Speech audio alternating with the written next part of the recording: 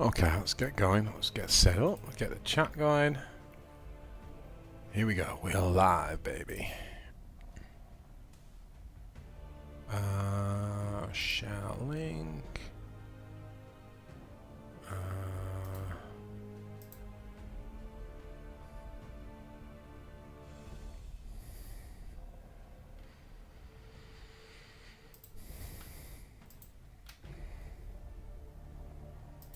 No, that's not it. Copy.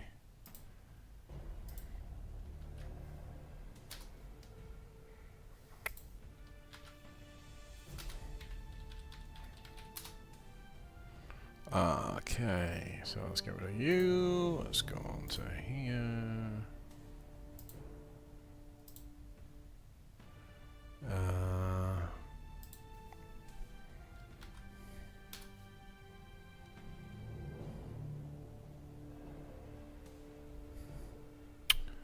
Excellent, excellent.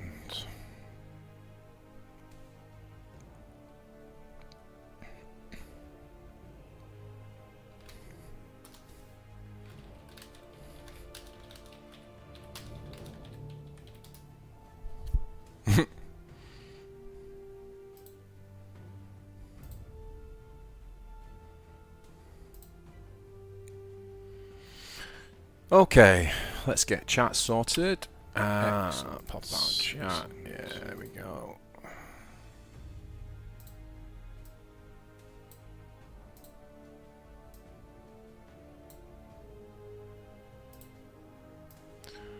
Okay. If you're with me in chat, let me know. Let's play some Warhammer 40k Warpforge with the January patch. So, I see that my friend Alski has reached number 5 on ladder. Be running his orcs. Yo, Rapcat. Yo, Carlos, how's it going, buddy? Hola. Hola, hola, amigo. So we are excited. We've got the January patch finally, and we can actually finally get on with the goddamn season and play some Warpforge. Let's go, boys. Let's go. How's everybody finding the patch so far? Let me know how the sounds are, by the way. Like music too loud, mic too loud, quiet, etc., etc. Yeah. So let's have a look. Let's have a look. What do I want to play first?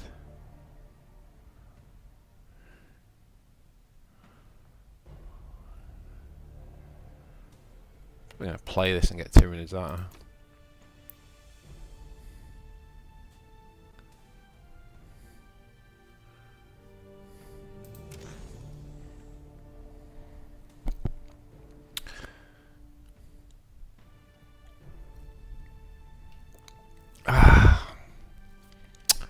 Yeah, so if you're in chat, let me know how you are finding the new patch so far.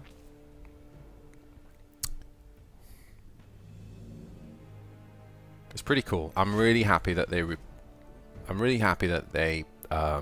took back the new row for Doomstalker and Oberon. I don't think we need either of you. Keep the other two. Rapcat, not played much. I hope some Tyranids getting good buffs. Yeah, Tyranids are very good, I think, at the minute. I think the Swarmlord deck's really cool. We're going to play a bit of that tonight for sure.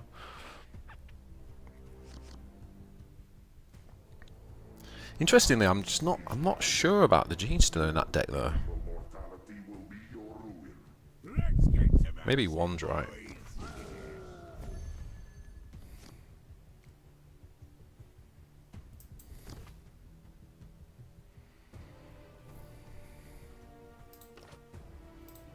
We'll just keep taking the early game stuff. We're not going to attack here.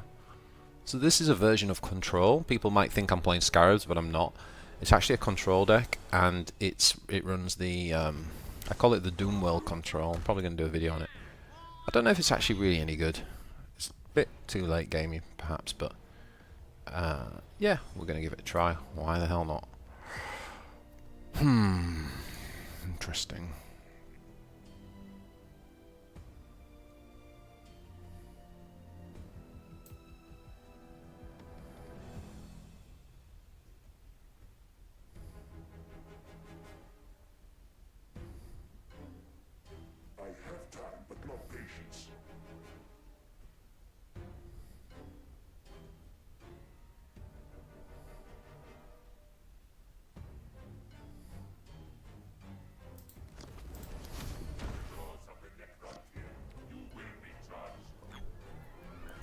The best thing for the Tyranids, Rapcat, is that Ghazghkull got nerfed. Honestly, like, Swarmlord was in a pretty good position in the last patch, except for Orcs. Orcs are the antidote to Tyranids.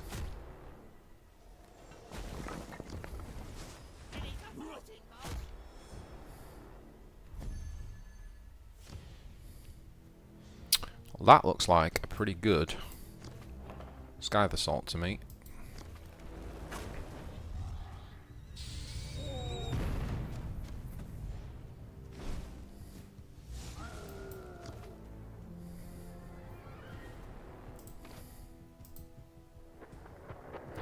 I think the Swarmlord, I mean, I love the Tervigon like in concept, but in terms of the power levels, after spending some time with Shimatsu, if you've not watched that video I did with Shimatsu, go and watch that Tyranid Masterclass video on my channel. It's a really great video if you want to play Tyranids. And I think after that, I think I realised that I think Swarmlord's the best. And Neurothrope would have definitely been the best if that buff had gone through, but the whole community were like, we can't let this happen, please reverse it. And fortunately they have actually listened, so I think that's pretty good, to be honest.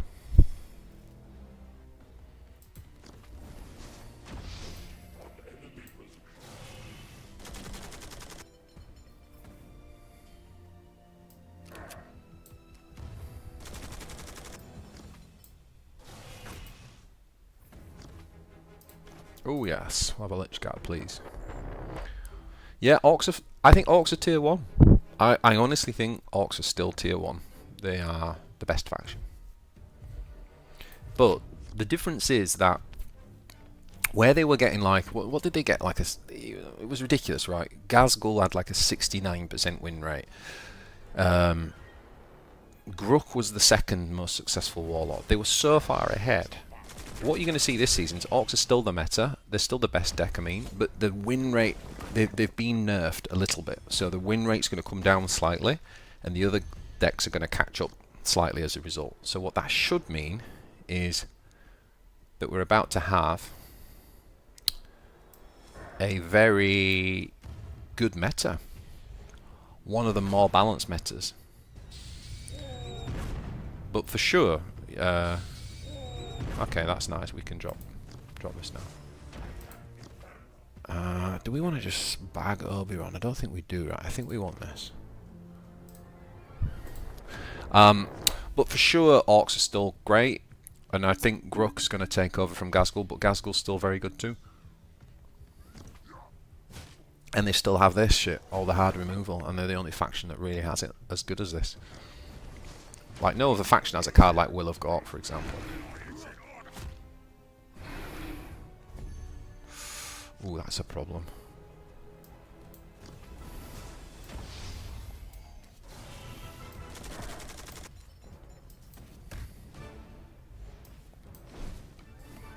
Maybe I should have maybe I should have used well,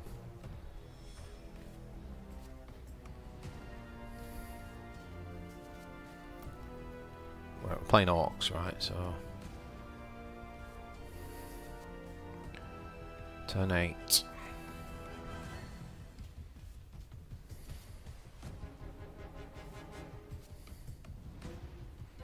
I think I want this because it's got synergy with Technomancer.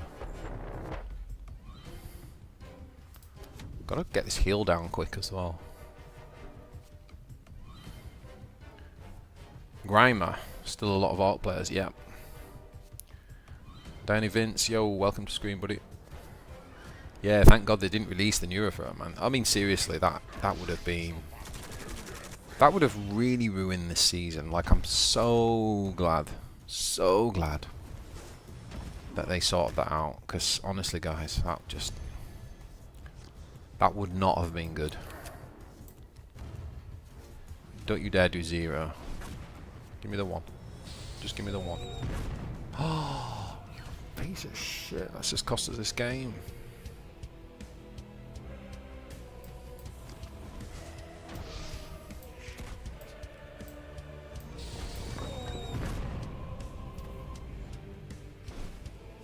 Oh no.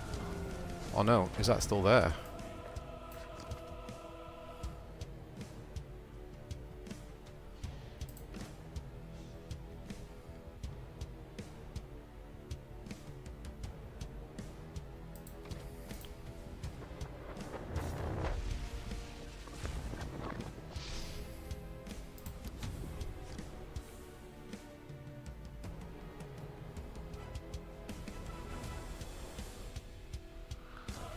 god. We really need to be able to heal, but I think we've lost. Yeah, we've lost.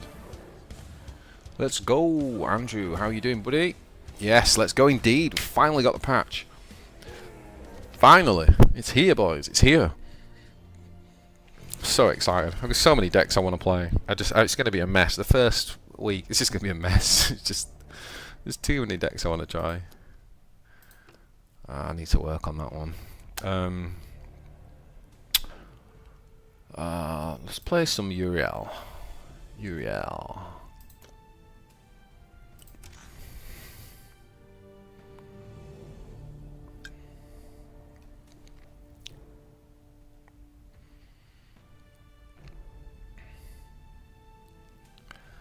Yeah, it's been a painful week, hasn't it? A painful week waiting for the patch, but we're here now. Look at all the Grooks now taking over ladder. Okay, this is good. We've got Aggro Marines versus Aggro Orcs. Can we do it, boys? Can we do it? Actually, we want to keep that. We are going first, so that's turn 2. That's turn 3. That's turn 4 with the hero power. I think we might keep that, you know. Oh, it's Alski. Oh, it's one of my best mates. He's 5th on ladder as well at the minute. He'll be sniping me as well because I just sent him the stream link. Fuck's sake. Okie dokie. Let's drop first bomb. Let's just put the hurt on Grook. Grook's a pussy, innit? Grook's vulnerable. He's vulnerable. I don't think Alski runs the kind of all-out aggro as well.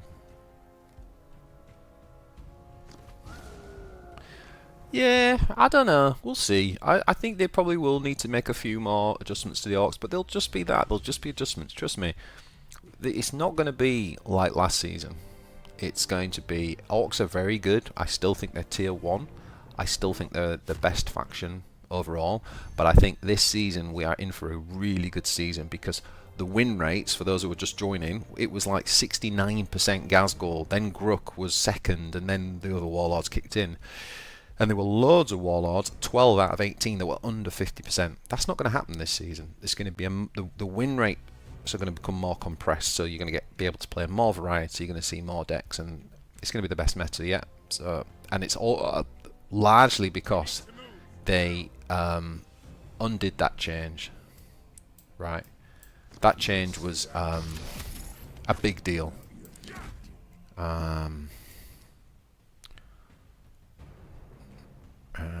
Yeah, we'll cash that in.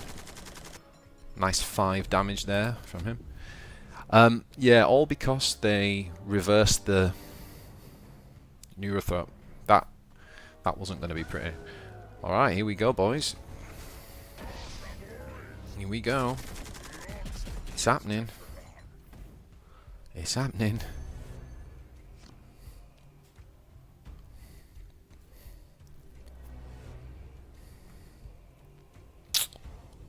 Oh man, it's a shame we haven't got like a more of a punishing player here.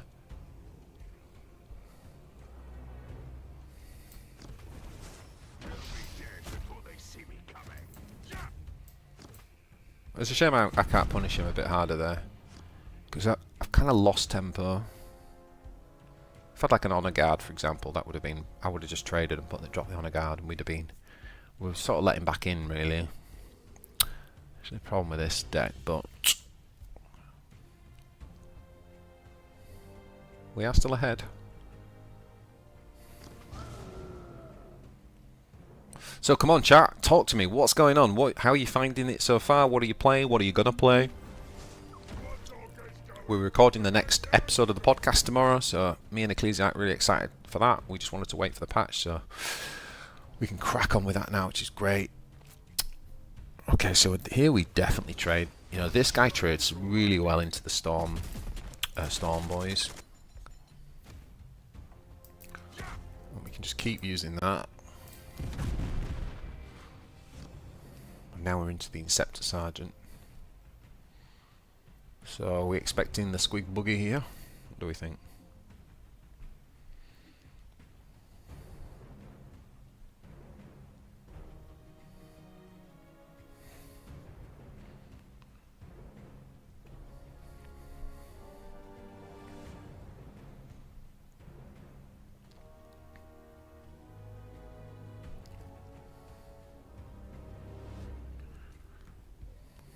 Oh, he's thinking hard.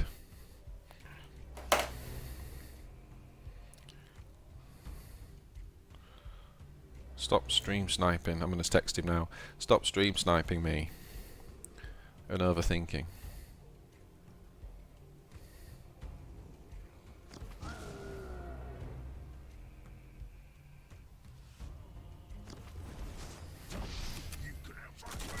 Oh baby, we're using warbikers.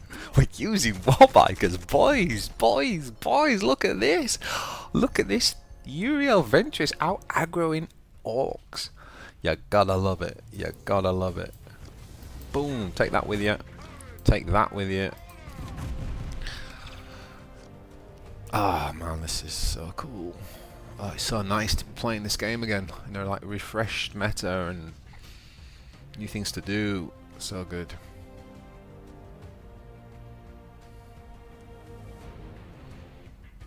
I feel like the developers can probably have a bit of a sigh of relief now as well, because there were a lot of pressure on them. And now they've got this out of the way. Oh, really? Boys, this is not good for him either. This is not good.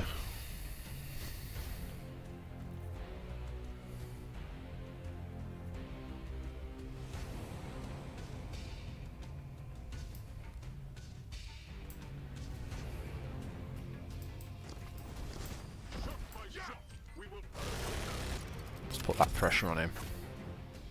Kaboom, son. Kaboom, Alski. Time to get some vengeance for that Tyranid battle that you won. We will have got, me and Shimatsu. Need to update my Necrons deck. What sort of Necron deck are you running, buddy? Is it like Oberon Scarabs, or is it like an Imitech, like a proper Necron deck? Is it a proper Control Remnant deck?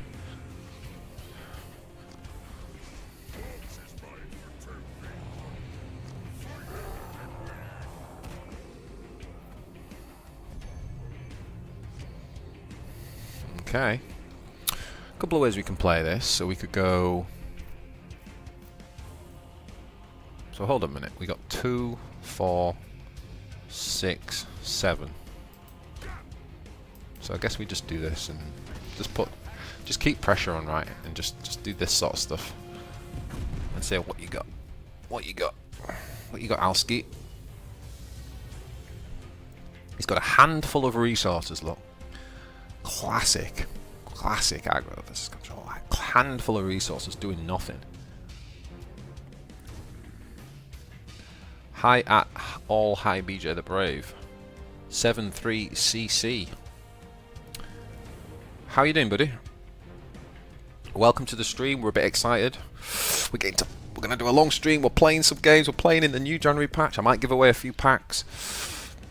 So Royce Kern says, I was working the first season with the Orcs Scarab deck. Oh yeah, how did you get on with it?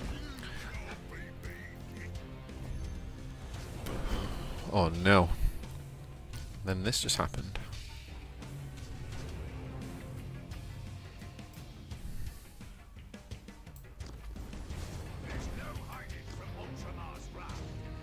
Hold up. So we go 5.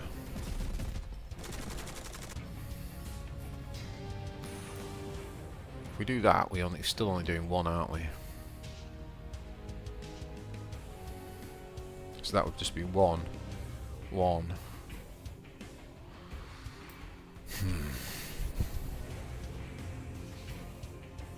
So it might as well just be that then, rather than that.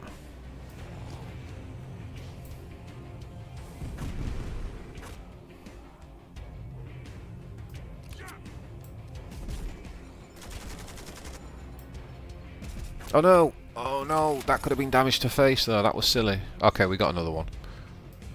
Okay, that was a slight misplay. We should have just used the Reaver, right? Because obviously the point blank at this point could have been used for direct damage. So there's a slight misplay there, but I think we should be fine. Scarab worked really well. Got me to 1.8k on ladder. Nice, nice. Lately I've changed to Xandrate and Arcs because everybody knows how to counter Scarabs. You know, I really want to go back to my Arc deck. Have you seen my video on that? The Ghost Arc deck. The only thing is I don't own, it's one of the few legendaries I don't own, is the Resorb, and I think I got some feedback and I think people are right. I think the Resorb does really well in that deck. So what I'm basically grinding for now is that's the next legendary I want, and then I'm going to go back to my ghost ships deck for sure. I love that deck. Oh, here we go, here we go. Come the second storm, boys, is it? No, we got the sluggers. It's not enough, Alski. It's not enough, my friend. And this is the problem with the Orcs. They don't have any heal. Well, they do, but they don't run them because they're greedy. Oh, boys, I can't tell you how satisfying this is. This is one of my best friends, by the way. Alski's one of my best buddies. Boom! I hope you're watching, Alski. I'm going to send you the link afterwards. Enjoy that. Take that with you. Take that, bitch. Oh, I got 45 points as well, because look. We got 45 points from my best friend. Oh, I feel sad there. He was actually 5th, and we knocked him down to 8th. That's sad. That's sad.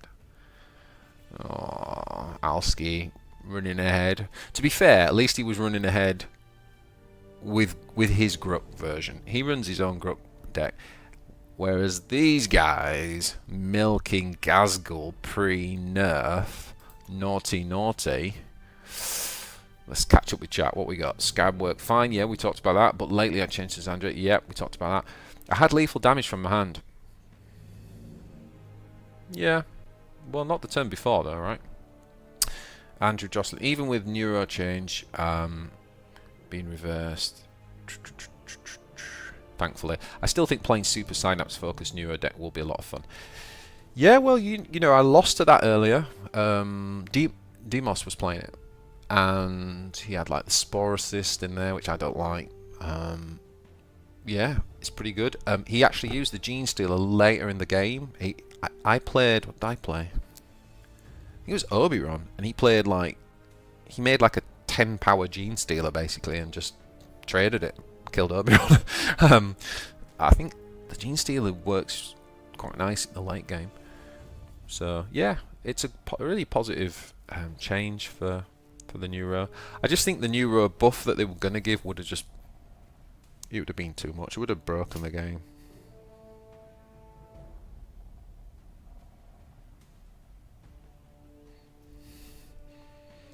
Let's go again, boys. Let's go again. Alex, bro. That's wholesome that you said best friend. Play this game with my brother. Makes it a lot more fun. Yeah, he's one of my best mates. We've played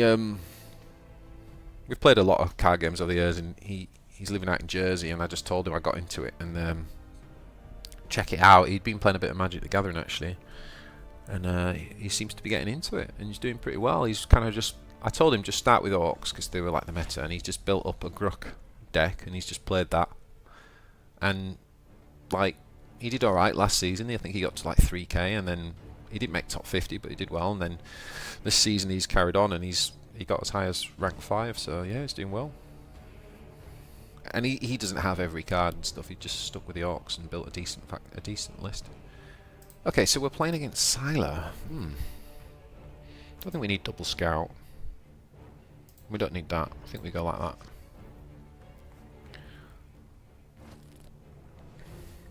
Always follow your videos. Not a chance to be on. Hold up.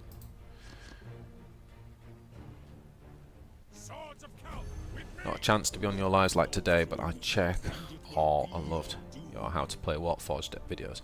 Oh, I'm glad. Yeah, the how to play fundamentals video series that I've made, they're not getting like as good viewership, but they're kind of like evergreen content. So a lot of content in card games goes out of date, doesn't it, quite quickly after a month. But the fundamentals videos, the idea of those is to help new people that are joining, and like I don't imagine people who are already playing will watch them much, but they should actually, because even though I've called them fundamentals, there's actually some pretty advanced stuff in there.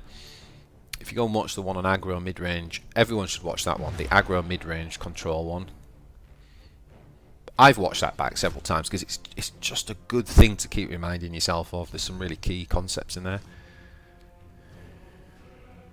Yeah, +2 health would have been way too much, Andrew. Tau incoming BJ. Oh my, mate, I am telling you, I am wearing that Tau. When Tau come in, I am all. So, maybe, I don't know if you've been listening to the podcast, you might already know I ran a games workshop for like 7 years. I ran several games workshops, so I am a huge and played on the 40k tabletop tournament circuit. We did a big podcast around it called 40k UK, and Tower and Space Wolves were my armies. So I am so pumped, so pumped. See, this is something I'm not quite sure of, like whether to attack or not with this guy.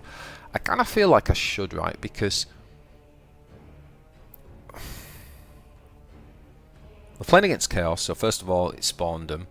Second of all, the reason for not attacking is to make him use his attack on me. But am I worried about him outracing me? Probably not. Probably not. But then I tell you what, I'm gonna leave him on, and the reason is we've got this guy up, so it means he couldn't use this guy to then trade into this guy. But he's got the answers anyway, so we should have gone in, but never mind. Richard, I really appreciate your tutorial. So yeah, no worries, buddy. I'm glad it helps. I spend a lot of time on this stuff, and it's nice to know that you know, that people like appreciate it and stuff, and it makes me want to do more. Probably heard me say it as well. Like the whole reason I'm very busy. I've got a lot of stuff going on, and I didn't think I'd have time for it, but I'm just kind of embracing it. I'm really enjoying it because it brings me a lot of pleasure, and I know that as a gamer, when I joined this only a few months ago, I was looking for all this content. I couldn't really find it. So, So I think what we do here is we drop this. No, we don't. Wait. Order is important here. So we go 2, 1. And now we drop this. Aggro, baby. Yeah, I'm playing more. I went back to Magic and Shadowverse and just checked them out recently. They're on my live stream. You can see the VODs. All good games, but I just really think this game's got a lot of potential. There's a sort of simplicity to it, like to its fundamentals. It's got a really fun loop, but it just needs more content. It desperately needs more cards. Like, especially as a creator, I want to do exciting decks for you all, and like, you know, I want to do more trial and error stuff. But you need cards. You need archetypes. It's like Chaos. Chaos is the most disappointing for me. What is this? Do I just kill that? No, can't be right, can it?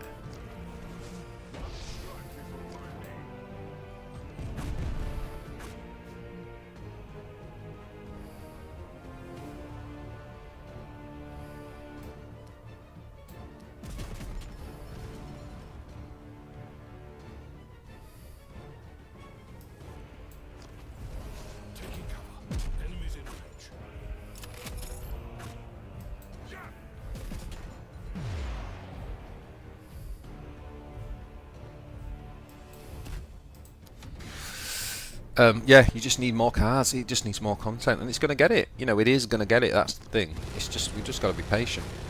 They can't do everything at once.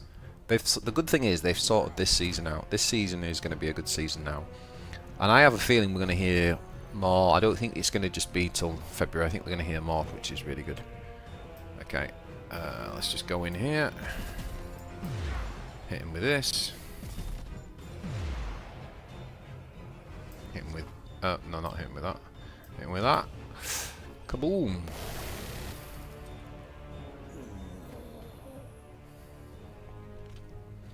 Mr. Mac, how you doing, buddy? First time catching you live, Seb. Nice, nice. I haven't played CCG since the early days of Hearthstone. Oh man, I joined the early days of Hearthstone. That's taking me back. Decided to jump into Warpforge and I'm loving it. I watch all your videos. They're really helpful. Keep it up. Thanks, Seb. Really appreciate that, man. Really appreciate that. Yeah. Wasn't Hearthstone addictive when it first came along? Honestly. But maybe that's one I go and check out as well. But there's been a lot of good games. I'll tell you one game that is... I played a lot of CCGs. I mean, I don't even know if I want to say what my favourite is because I've had quite a lot. I absolutely loved Gwent, but I think the Elder Scrolls Legends was really good. It was really good, that game. So underrated. Such a good game. Hearthstone was fun, very addictive when it first came out, but then I started to realise that the skill element of Hearthstone was very limited. It was very limited.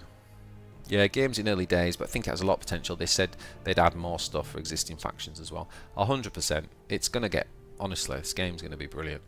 In my opinion, the game not only needs more cards, but also 1 or 2 new factions. Oh, 100%. 100%. When we talk about new content, I mean, we've got what? We've got 6 factions, right? Where we got cards. We've got 6 factions. You think about 40k. We know, because of the way they've done this, right? Because we're calling it the Sautek Empire, we're calling it the Goth clan. They haven't just called it Orcs. So we know that even within these 6 races, they're going to bring out... I mean, take Eldar. We've got the Simhan, right? Okay, well, even if they do Ulthway, Baeltan... oh, what am I missing? Baeltan, Ulthway, Simhan, and whichever one I'm missing. You know, that's... You know what I mean? And you can do that with all of the races. And that's before we talk about adding other races. So... Skill was going face, BJ. Is ES Legends dead like Gwent? Kind of.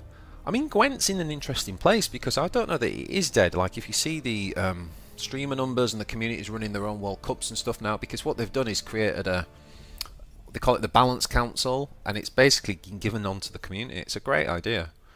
And so it's living on. But yeah, Elder Scrolls is dead. I mean, it's still, you can still play it, and it's so good.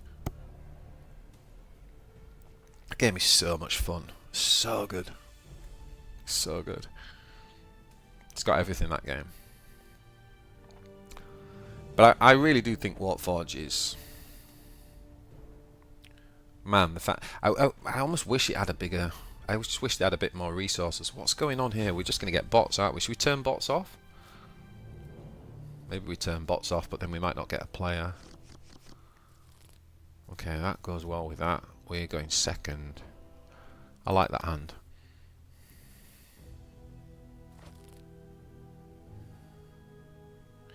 This game could have close to 100 factions. I mean, I hope they don't do that. Not gonna lie. Swords of Cal, with me. The problem is, we're all wanting content and we're all wanting new cards and expansions, but I mean, I've played enough of these games to know that that is actually what ultimately ruins a game, because the game is easier to balance at the start when you've got core sets. You know, like every faction's got a card for 3 energy that draws 2 cards, just for example. That sort of stuff, from a design point of view, it's easy to do when you have base sets. It's going to get a lot harder. It's going to get a lot harder.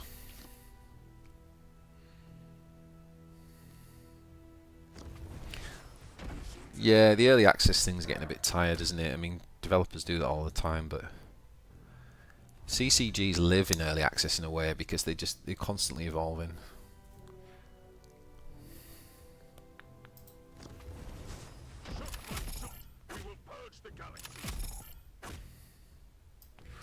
Nice.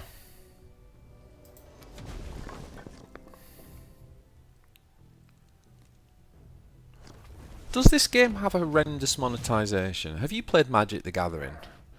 That game has horrendous monetization. I don't think this game has horrendous monetization at all. I really don't. I don't think it's like the most generous. Like Shadowverse is way more generous, and Gwent was insanely generous, and Legends of Runeterra is actually pretty generous. That's a great game, but it's definitely not the worst. It's definitely not the worst. Trust me, Magic was insane. How do we want to do this then? I think this is the turn then that we want to get the Impulsor out, right? Because we've already got the Stern Guard down and we've got the Tactical Insight, so we can get Impulsor and that. We get double Codex off. for 2 Codex units, and that should be pretty nice, because now what we can do is just play you. You can just kill that. And look at that board.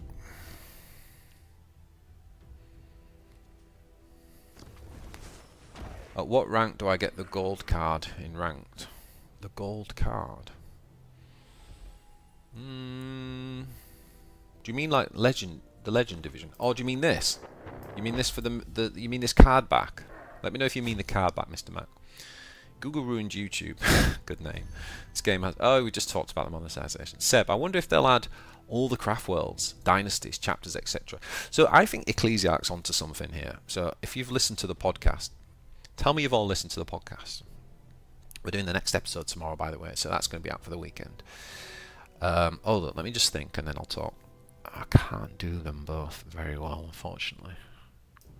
With 100%... Oh, man.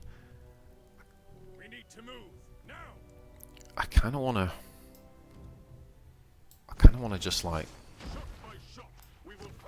do this, because we got triple codex going off here, boys. This is ridiculous.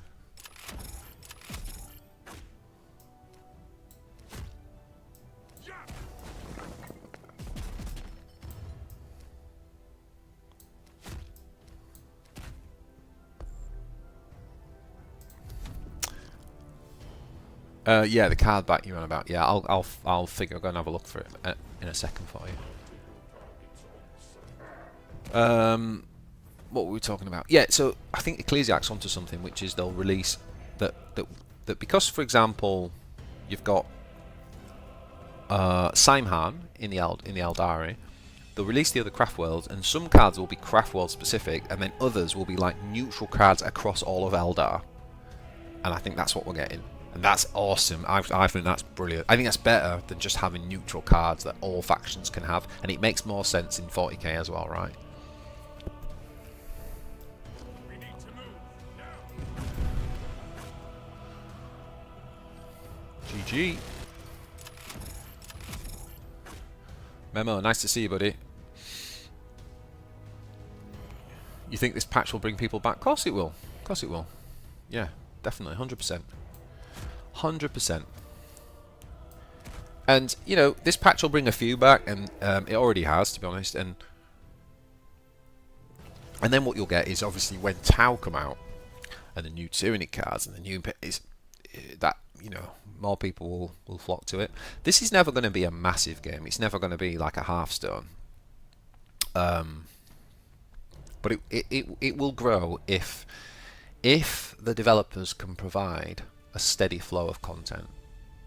And by steady I mean they need to definitely start speeding up, but it's 100%. I mean, it's 40k, it's got a great IP, and they've done a really good job with the game, honestly. They've done a really good job with it. The fundamentals are really here for a fantastic game. The biggest challenge I think they've got is they're not a big studio, so I think you know, Blizzard were doing Hearthstone, right? Like, Riot are doing Legends of Runeterra. It's like, I don't know whether they're going to be able to keep up. One thing that they are struggling with is like the community engagement. The community engagement's not great.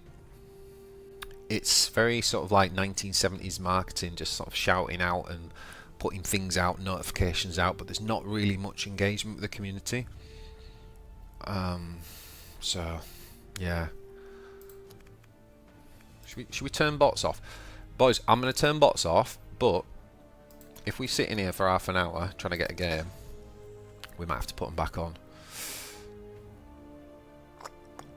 So, Memo, were you on the Shadowverse stream or the Magic stream? I think it was the Shadowverse one, wasn't it? I really enjoyed that. If I remember right, yeah, it was you, wasn't it? It was you, Memo, and someone else. We were just having a nice chat about stuff. I really like Shadowverse. It's a bit flashy. It's a bit OTT. Don't know. I feel a bit. I like it. I like it. But I think I prefer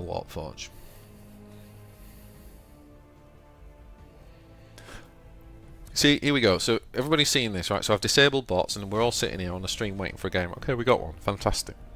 It might be a bit like that tonight if we do this, by the way. Here we go.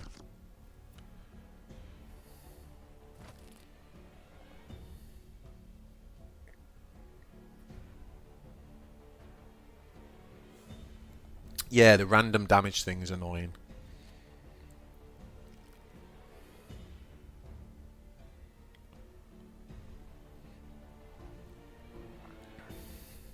Well, the thing is, Memo, there's so much to learn, right? Like,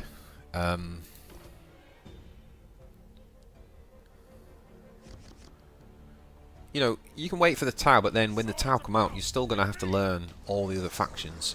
Because even if you don't play them, you're going to be playing against them. So you could at least, like, dabble with it now, I think. But, you know, obviously, it's down to you. But, I do think the Tau are going to be the first. I think they're going to be out early. I don't know when, but they're going to be one of the first ones for sure.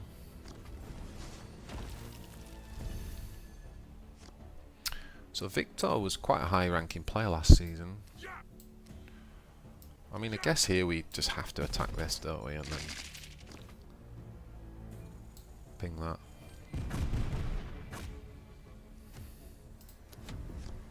Not going to drop the scout. Is this deck better with Calgar or Uriel? This deck's better with Uriel. I'm going to do a deck guide in it. However, my Calgar deck is very good right now. I think Marines are in a good place. Like, Marines are in that place where you can definitely get a positive win rate with them. They're not going to be in, like, the meta deck, the #1 deck, but you can definitely get a positive win rate with them now. And my Calgar deck's doing very well. It's actually doing better than this one, but okay, so we could potentially clear this board if we want. We need to move now. Okay, I don't know about this, but I'm gonna. Oh, am I gonna do this? But what else am I gonna do? Yeah, come on then. Let's just punish the stealth. This is potentially not right, but whatever.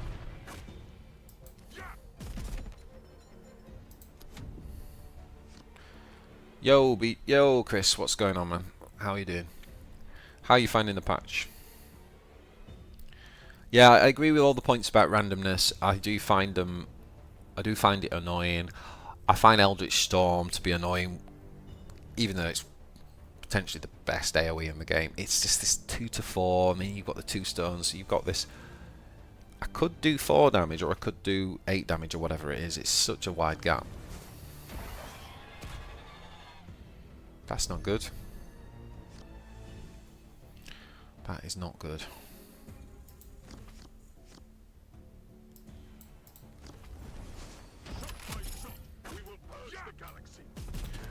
I think we've lost the combo here. Any thoughts on what Alliance mode is? Well, no, but anyone who played HHL, Heresy Legions, will know. And I've had a few people reach out to me saying, BJ, if you set up an alliance, can I be part of your faction, basically? So it sounds like players can set them up, and I think you can like earn points for your team, for your alliance, and like as a group, and you can kind of like, obviously we could have our own Discord, and then I think you can like play practice matches against your own guys in your own alliance and stuff like that. So I don't know what else. We'll find out, obviously. But yeah, if people are interested in that, just hit me up, let me know, because I will definitely create one. Why not? We're getting a bit battered here, aren't we?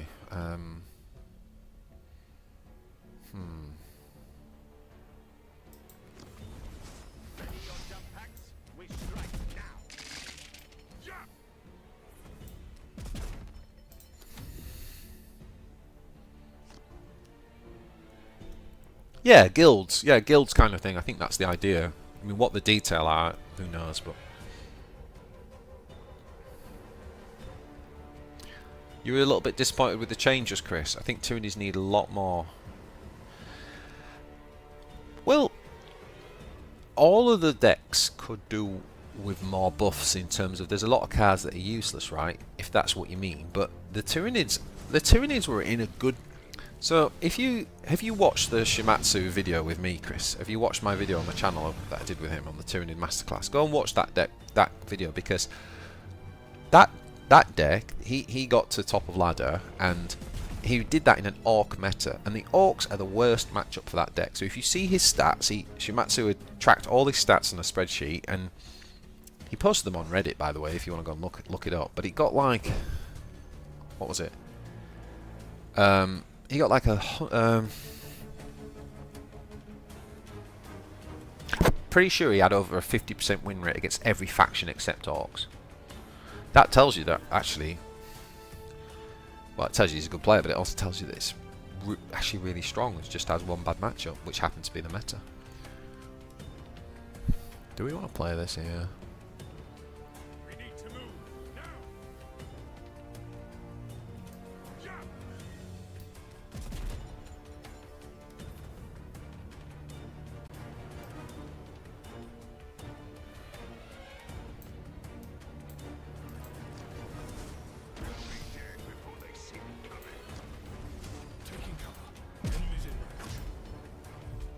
Maybe we could set something up with a Company Ancient next turn, if we survive long enough. Yeah, there's just so many Tyranid cards that are just bad. Yeah, true, but there's so many cards that are bad. You know, there's so many Chaos cards that are terrible. You know, there's quite a lot of Ultramarine. Even Orcs have some bad cards. But bad cards are part of a collector's cards game as well, right? Because you've got to have, if you don't have bad cards, then you don't have good cards, and you've also got to have, it's a collection, so people have to be able to build up their collection, right? And want to get the better cards. Ooh.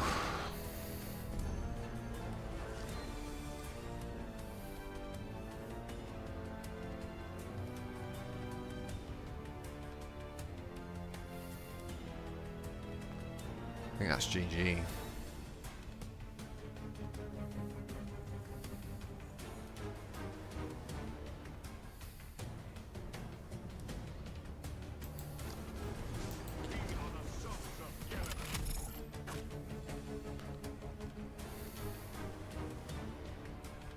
Wait, did that do anything? Oh, did it ping one off there? Ah. Yeah, we lost. We lost.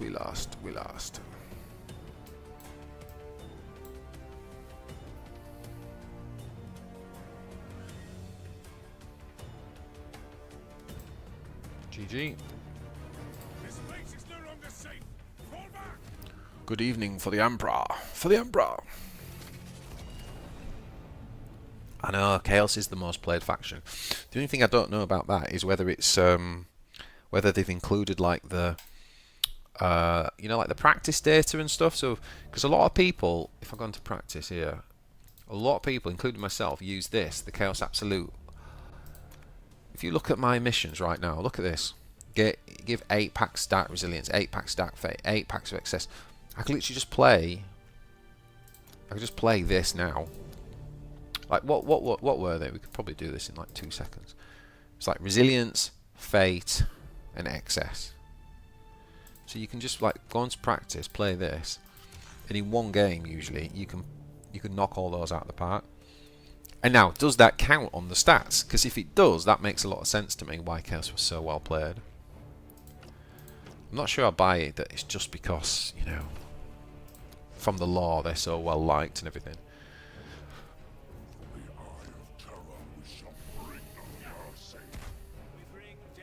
I don't know though. I don't know. They weren't clear about it. They just said games played, so they weren't actually very clear, were they? I serve the dark gods.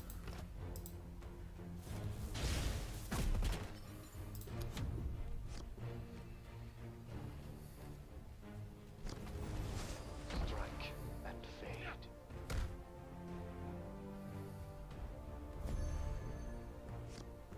We did, Dwayne. Welcome to the stream. We definitely did see that, my friend. We definitely did see that. I've already forgotten the ones that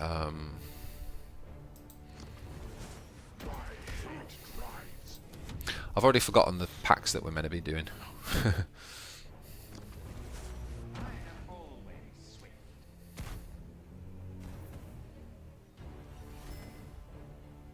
Yeah, they are. We were doing the practice thing, weren't we? Because I had all those missions to do.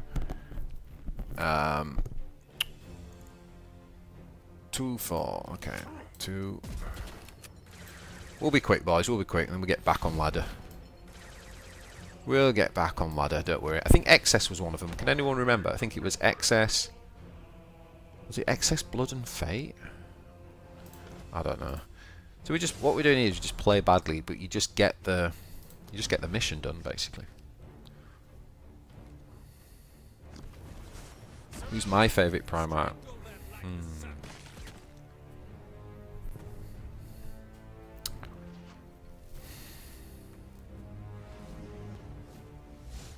Quite like Fulgrim. I don't know, there's quite a lot that I like. Like Horus. I don't know, it's quite a lot.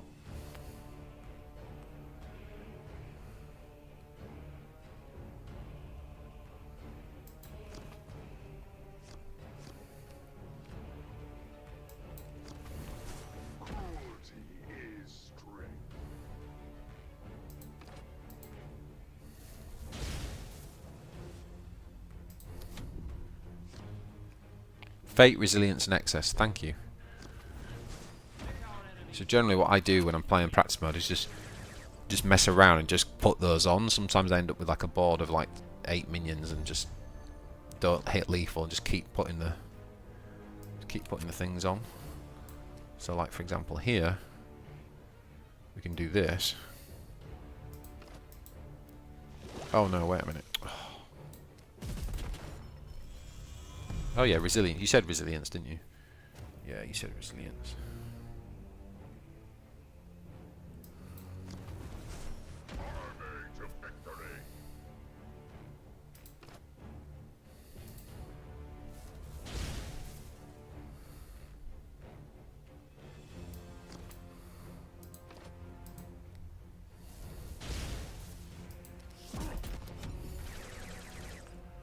They did acknowledge the community feedback. How cool is that? See, that gives me hope, because as I said earlier, they don't have, and I think it's because of the size of the team, they don't do very good community outreach, which is a real shame. But it does show they are watching in the background. You know, I think they're listening in the background, they're scanning Discord, they're watching some of the content stuff, and I get a message from one of the community managers. I get some emails and stuff, so I know that they know, and it's just brilliant that they did listen. I think anyway. I think that's fantastic.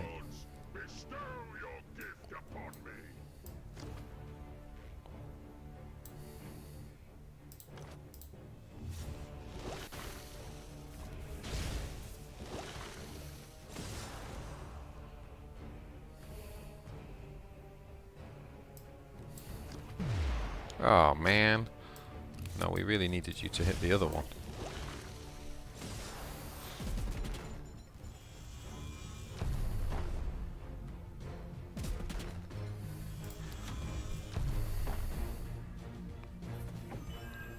The ACK is on the Twitter post.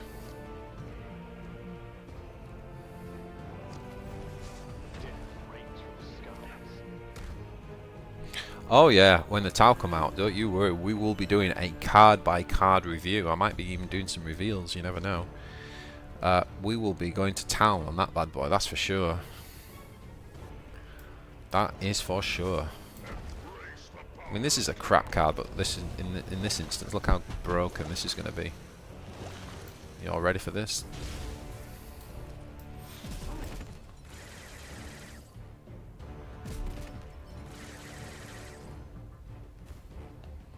Yep, cool story, bro.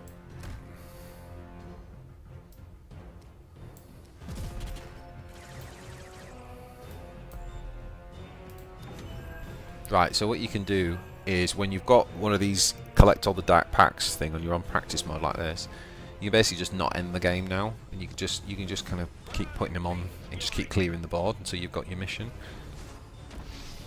Yeah, we just, sorry if you've just joined. We basically we were talking about the fact that Chaos and the data that's been released have got more games than anyone, and I was saying I wonder whether it's because they're including the practice mode. And I just said that, for example, when you have Dark Pact missions, which I ended up having 3 when we went and checked, so I've just jumped in and done a practice game to clear them, but I'm wondering whether these types of games are counting towards that data.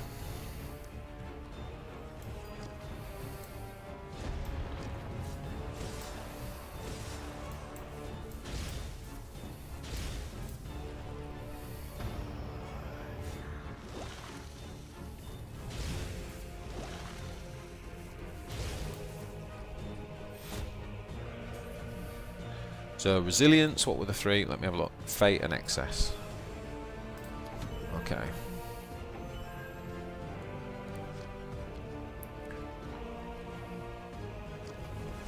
Yeah, I can't wait for the tower. Oh, oh dear. Okay.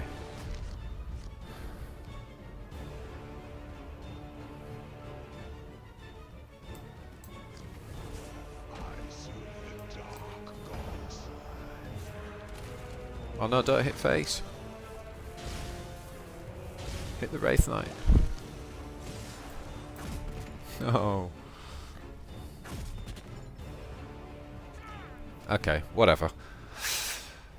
Yeah, the data would feel a bit redundant if they include practice. Hopefully they haven't. It just wasn't made clear.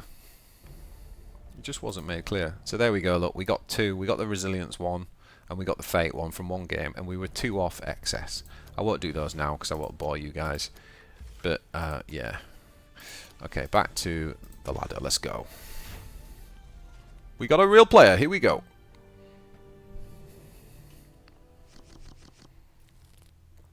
Here we go, boys. Here we go. We are playing Uriel Swarm. Uriel Swarm. Let's have a think. We're up against Imatech.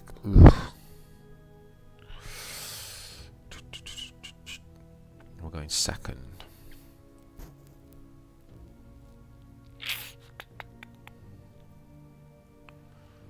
Got a lot of flexibility in that hand, isn't there?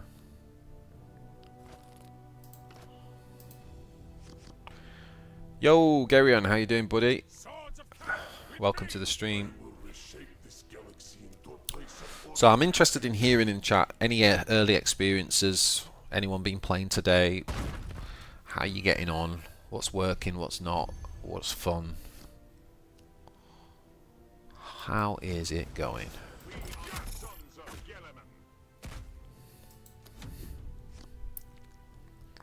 This is brilliant, by the way. Hero's Respite. Yeah, so someone was asking me earlier about Uriel and the vehicle tech. I think it would work fine, and the best thing Uriel would bring to the vehicle build is that he can add to the AoE control element of it. But if you think about his ability, which is that he starts with an extra card, that tends to scream aggro. The biggest problem with this guy was that he didn't have access to draw, and now that we've got Hero's Respite and we've got the Librarian and he can actually keep up. So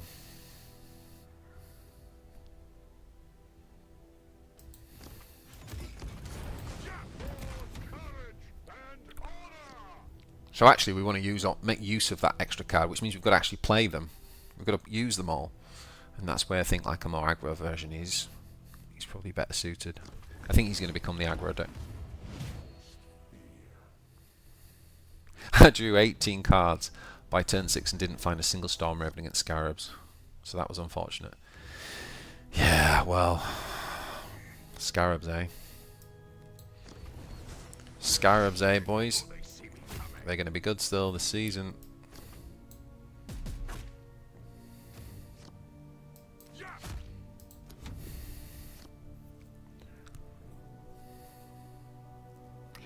Yeah, that is unfortunate, Dwayne, but you know, shit happens. That sort of shit happens in card games, doesn't it?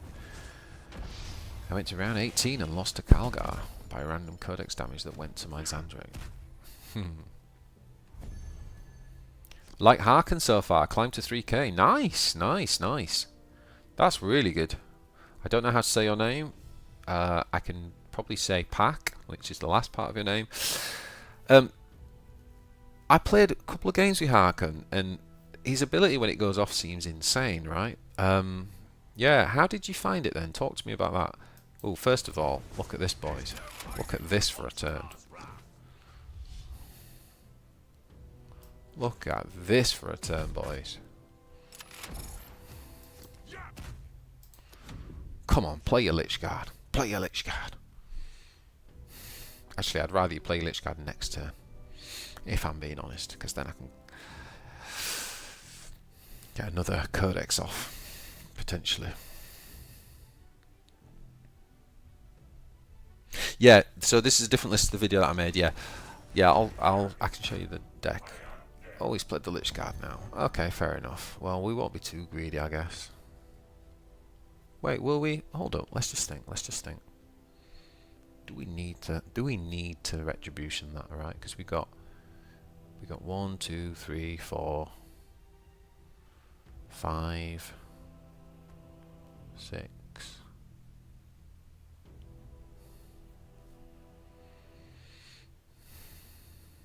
Okay, let's not retribution.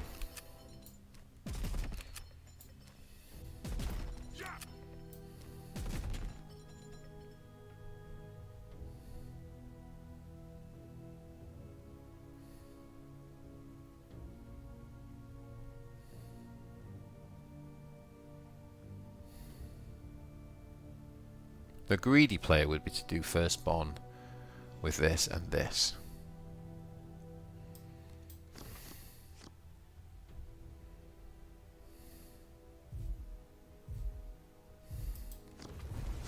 One strike is all I need.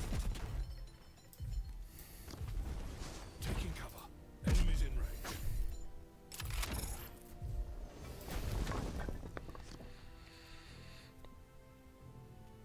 Okay, I'm hoping I'm actually not too. If he drops, what's it called, and resurrects that, I'm actually not too fussed about that.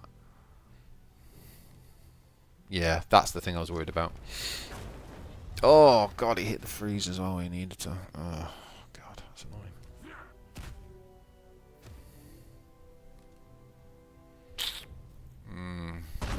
Kind of bluffed that out actually. I thought if he had that, he would have played it last turn. He didn't. That might have lost us the game, that overcommittal there.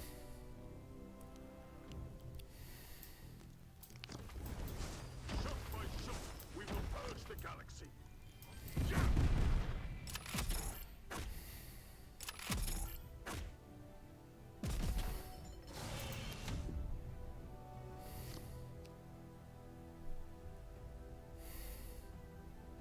It's a fate.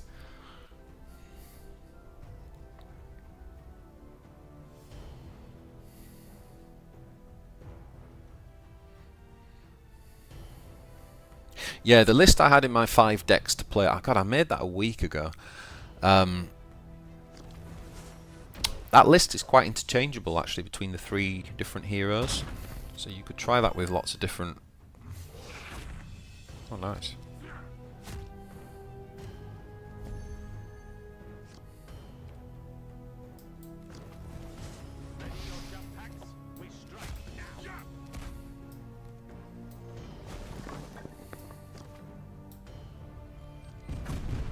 Hit face.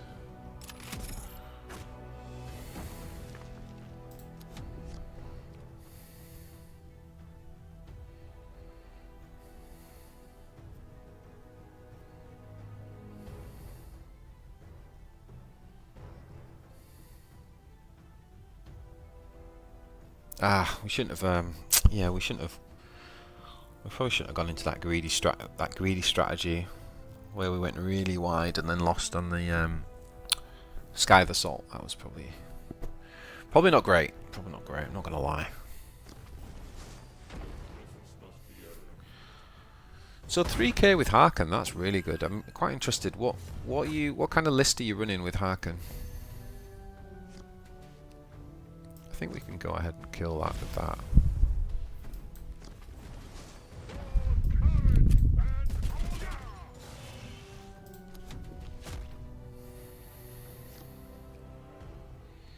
Obviously you can ping that, but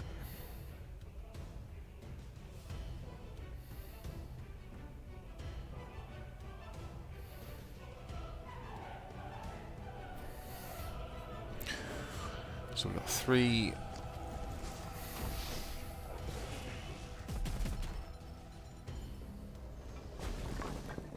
Yeah, fair enough.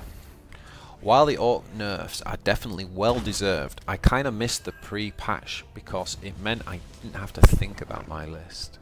Oh yeah. Yeah, the Orcs are going to have to work for it now. I mean, they're good, but you're going to have to work for it, that's for sure.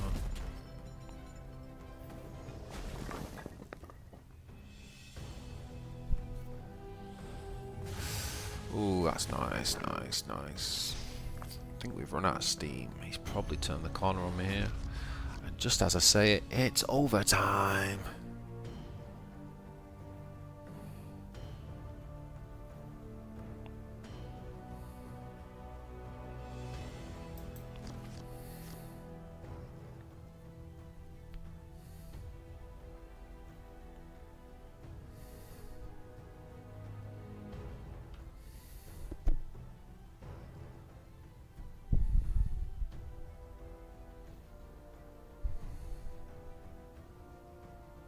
Can I actually kill that?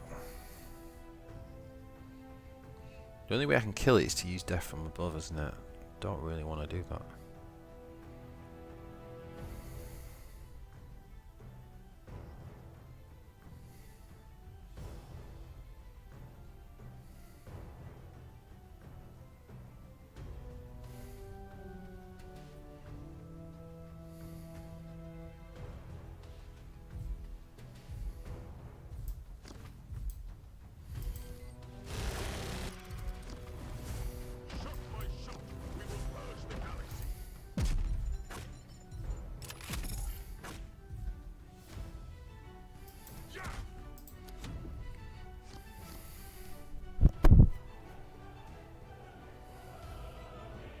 This galaxy is so tiny for your channel.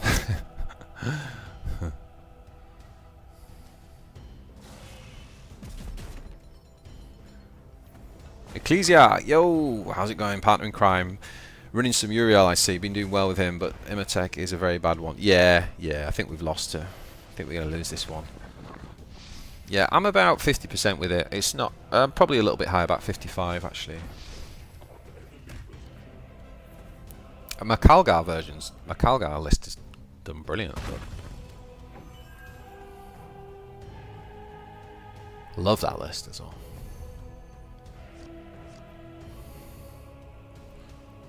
So, I think we've lost this, boys.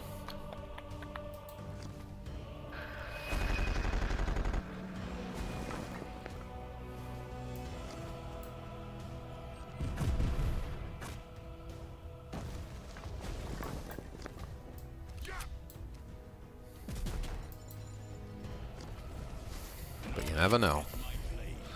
You never know.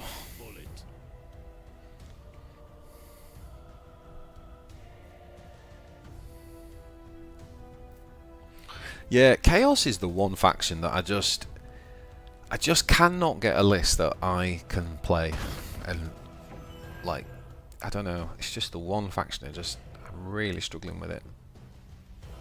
It's kind of like, I don't know how I want to play it, and if I want to be like go all in on combo or more late game or try and make it, just, yeah, I find it difficult.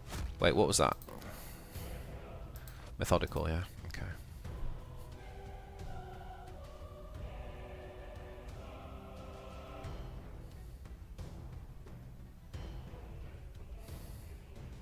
So we've had some Uriel, we've had Pax said he was playing Harken very effectively.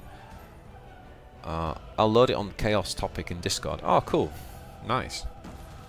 Let's see if I can access that for one then. Might give away a pack after this game as well.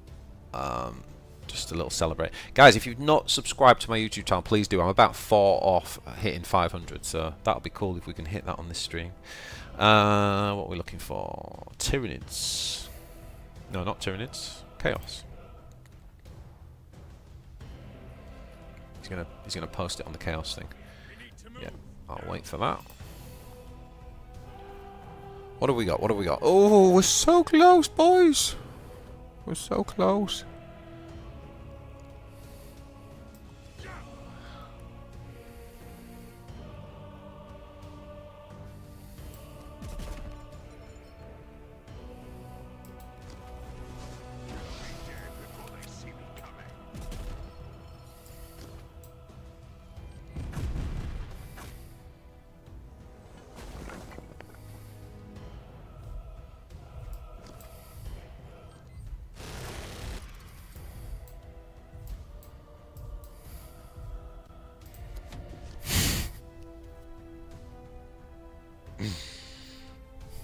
Never mind. Never mind. We tried.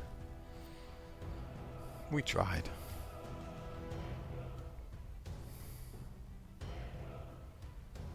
I don't know why. Well, yeah. Yeah, double spell and you've won it.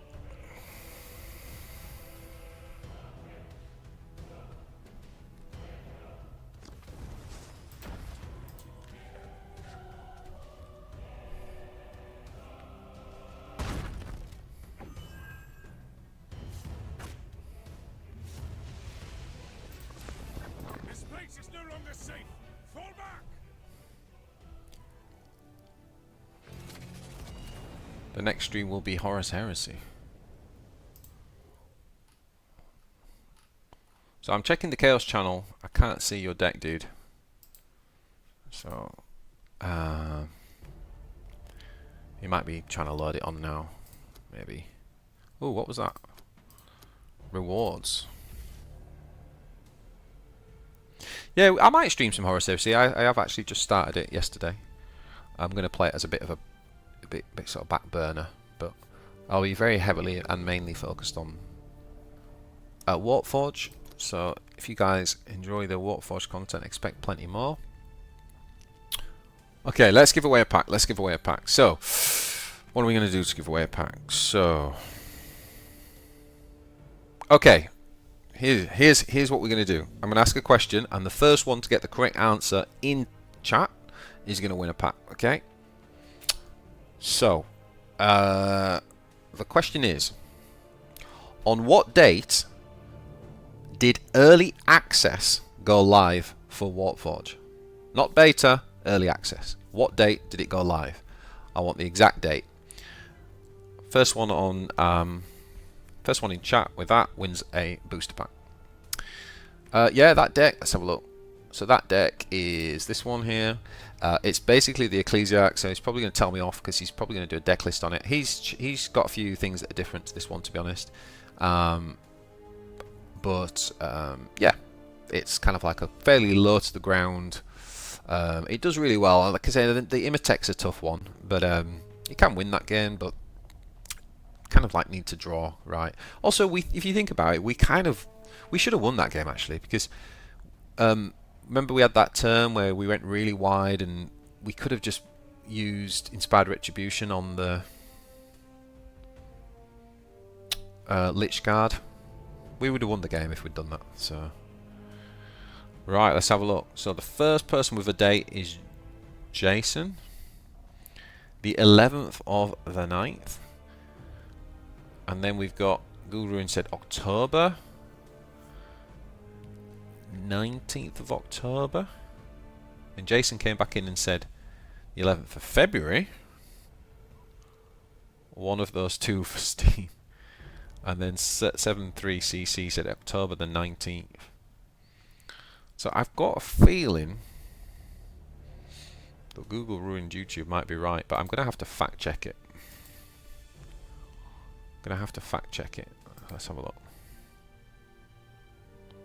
When did early access for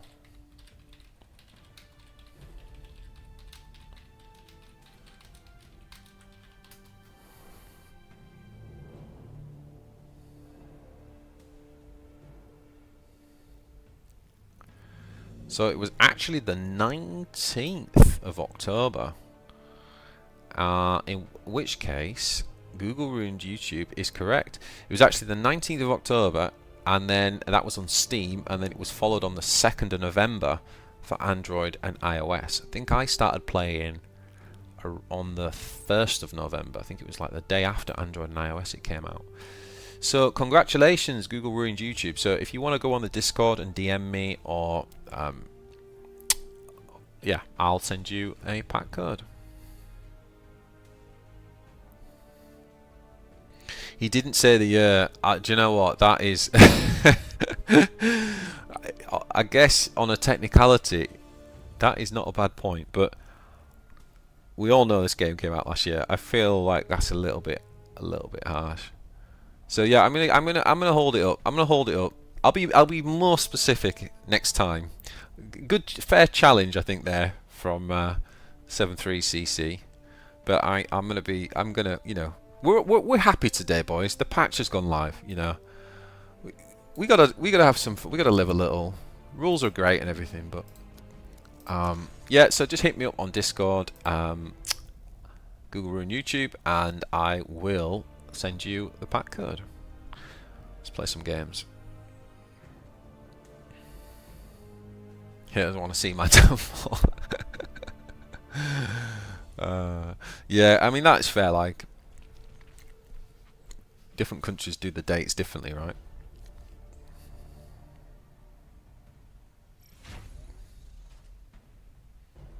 I'm really interested about this Harken list that Pack's gonna put in Chaos.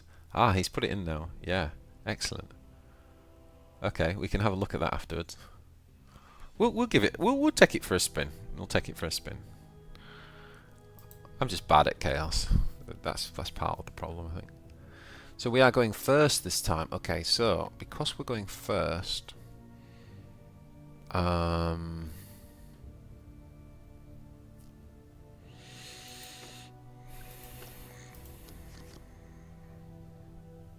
playing Mortar, the winner of last season's ladder, and he's gone back to Manius. Nice. Stand ready to fight, Lord Calgar. Yeah, I think Calgar's going to be very good.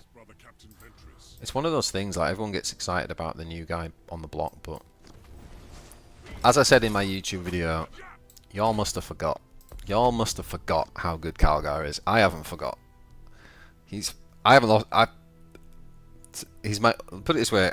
Today, since the patch, I have tested about 7 different decks, and the only one I've got 100% win rate with is Calgar. So, for whatever that's worth. For whatever that's worth.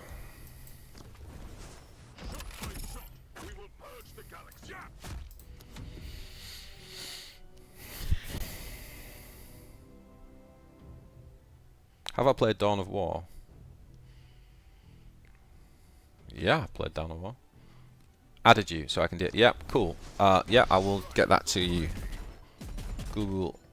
I'm going to call you GRY. Google ruined YouTube. That I feel like I'm reading you an essay every time I see your name. Say your name.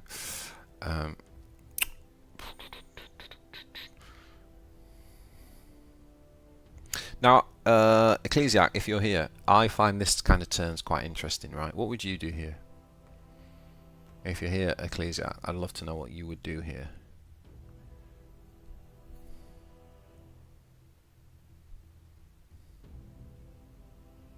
Because the tempo play, right, would be to drop this guy,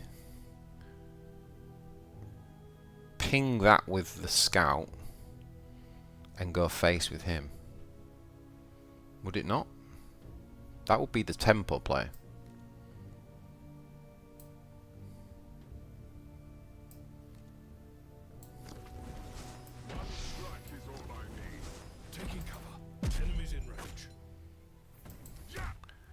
But I don't know if it's the right play. Look at that card back, boys. Look at that card back. That is the winner of last season. Look at that. That's the best card back in the game. I think there's only one of them. I need to change my card back. I've got my fancy card back, but it's not as fancy as that. I came 19th, so mine's not. Mine doesn't have the 3 strips. He's got like 3 strips across the top on each side. Mine's only got like 1 strip. Still pretty cool.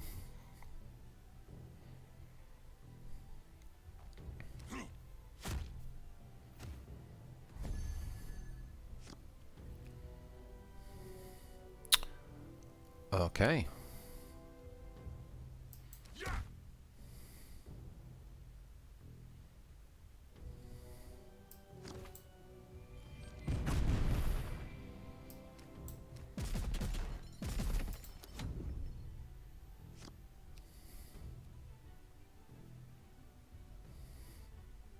This is one of the issues I have with this deck as well, is that sometimes you sort of get ahead with the tempo, and then you just end up with a really clunky hand.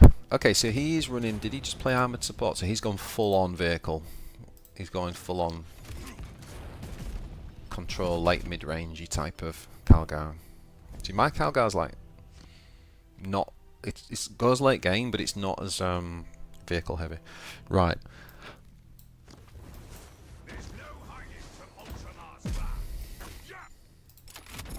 We got to get going then, because his late game's going to be good. It's going to be good. So yeah, please subscribe to the channel if you have not. Also, let me know like what your favourite video is that I've done recently, because I've been doing a lot of different type of content, and I'd love to know what people are watching and enjoying. Definitely planning to make more deck guides though at the minute, because we've kind of been waiting for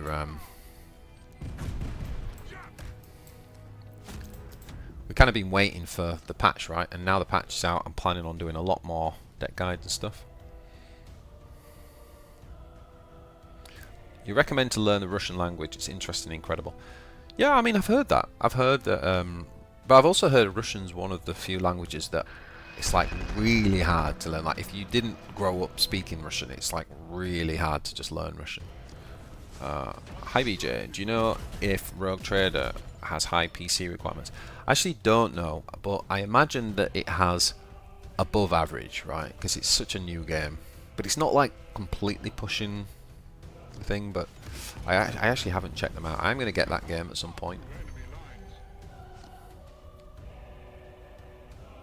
Okay, so we go... We go like this.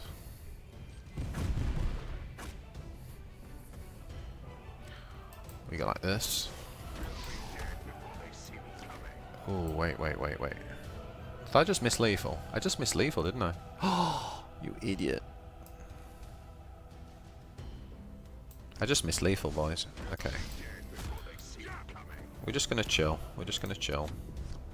He's gonna put his fucking thing on it now, isn't he, and make himself immune. Oh, God, we just missed lethal. Oh, idiot. See, one of the problems I have, and it's people ask me why I don't stream more, I am really bad at... my play rate, my win rate goes down so much when I stream, because I don't... Oh, God. Just can't focus.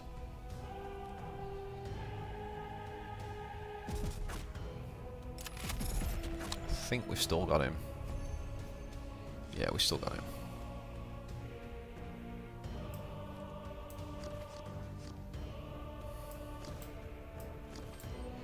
There we go, boys. Number 1 on ladder last season.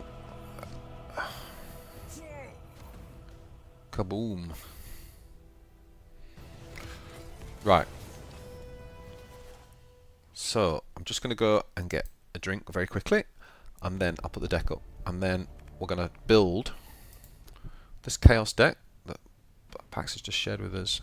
We'll give that a spin, but the one we were using was this one. Right, 2 minutes.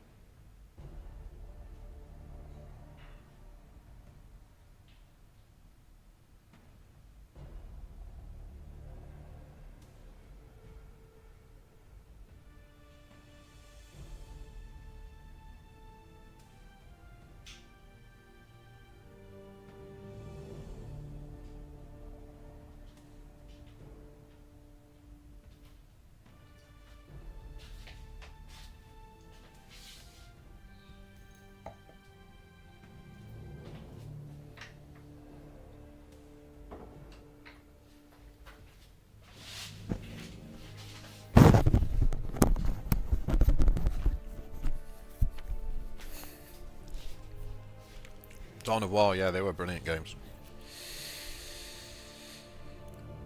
Okay, before I forget, I'm going to change something on here. I don't like the company's ancient. That wasn't working.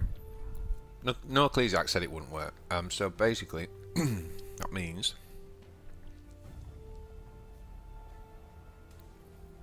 I don't know what I'm running instead of it though. I could run another Inceptor Sergeant.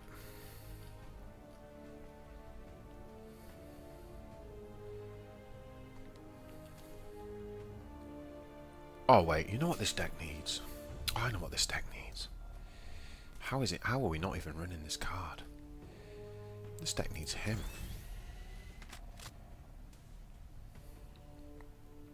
Yes, that's so much better. Okay, I kind of want to play that again now. Okay, I haven't read the Uriel Ventris books, no. I kind of got lost. I read in the Horus Heresy books, I read the first three, Horus Rising. Oh, what were they called now? What were the first three? They were brilliant. Utterly brilliant.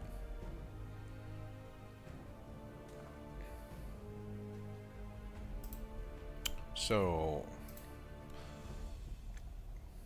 Maelstrom. Are you are you the Google YouTubey thingy Bobby?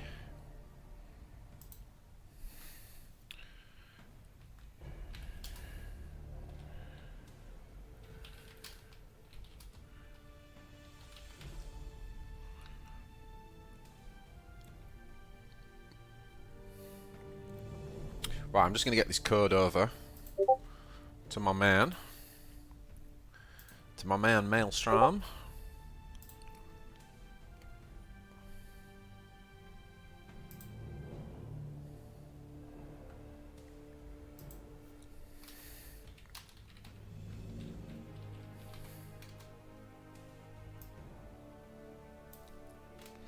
Because he just won a code. Yeah, Google ruins YouTube. If you're on, I just sent you the code. Enjoy, buddy. Right, let's get this Chaos deck then.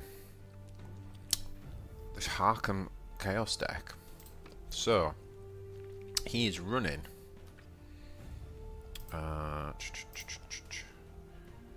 So we want Chaos, first of all. Yes. And also we want to put my nice fancy cosmetic card. There we go. Showing off a bit there, boys. Right, let's put Harkham in. Okay, so he's got 2 Chaos Legionary standard. He's got the Dark Oratory, 1 Legacy of Vengeance. So far, this is pretty normal. Traitor's Hate, just the 1. 2 Hosts of Chaos.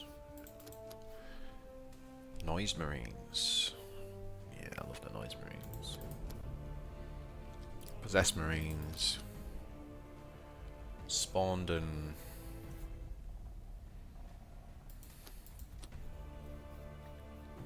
Veteran Legionary. Master of X. So this is very the Ecclesiarch, but with swapping Abaddon out, right? Murderous Desires, Possessed Champion, Double Warp Talon. Yeah, this is Ecclesiarch's deck. Bringer of Decay. 11, yeah. And then Dark Apostle. Drachnum. And Double Helldrake. What have I missed? Double Helldrake, Drachnum, Dark Apostle, Urkis, Decay, Warp Talon, 1 Possessed Champion, 1 Murderous Desires, 2 Master Executioners, 2 Veteran Legionaries, 2 Spawndom, 2 Possessed Marines, 2 Noise Marines, 2 Hosts of Chaos, 1 Traitor's Hate, 1 Vengeance, Dark Oratory. Oh, I didn't put the Sergeants in. Okay. Oh, you're in the Sergeants. So, Pat, what do you do with the sergeants? Because they seem pretty crap to me. Like, are you mulliganing for these guys, and are you playing resilience on them? Like, what are you doing with them?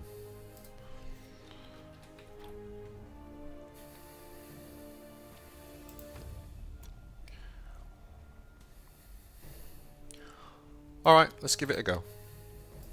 Let's take it for a spin. Let's take it for a spin, boys. GG, Mortar. How you doing, buddy?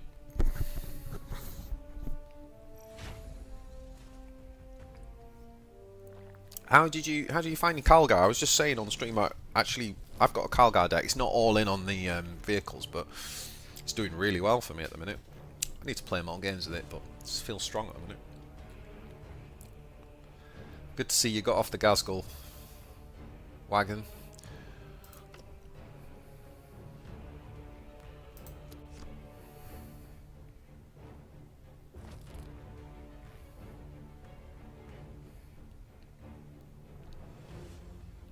Calgar list. Yeah, I can show you my Calgar list. Yeah, for sure.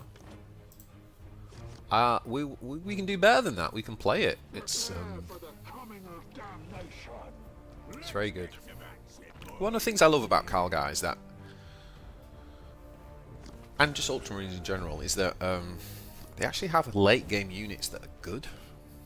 Like, they actually have late game, you know, you can actually play like a 10 drop unit. I actually think Chaos have got one. My Chaos deck has the 10 drop that can kill machines. I think that's a good card. So Pack, if you're around, I'm pretty sure you wouldn't attack here, is that right? Or would you? We cannot wait any longer. Maybe you do, actually, against Grok. Depends if it's aggro Grok. But we can't just sit around and wait for rock invasion, can we?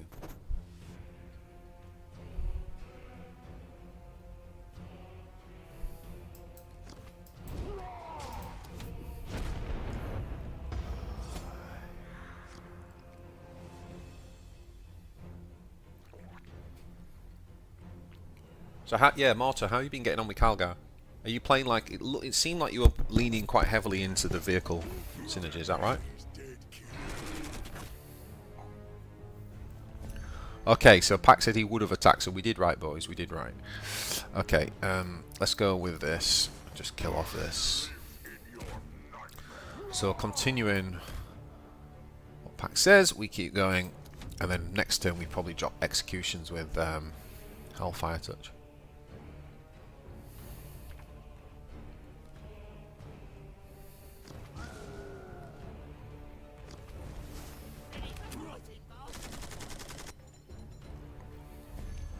Well, the hand might be good. I mean, if he goes off with the Green Horde, right, and suddenly we got Spawned and Dark Oratory, then we'll be saying we had a God Hand. Your head will be my trial.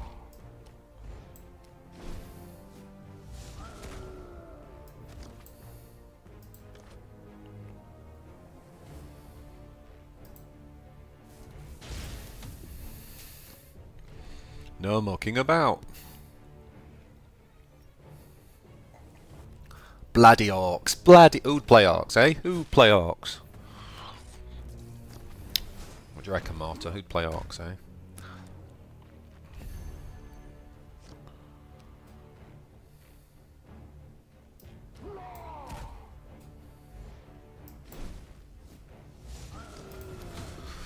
Has he got another? No mucking about.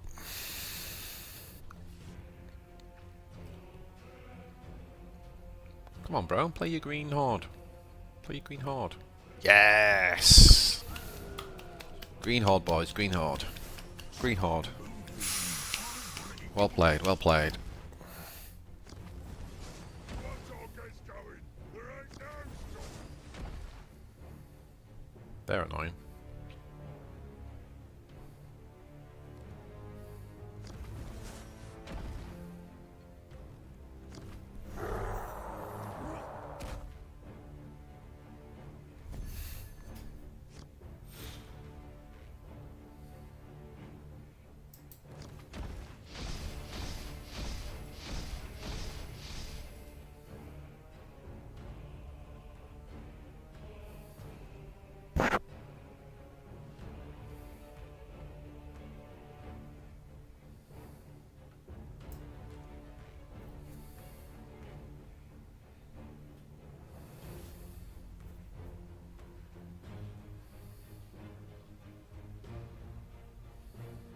Do we just go like... If we go resilience here...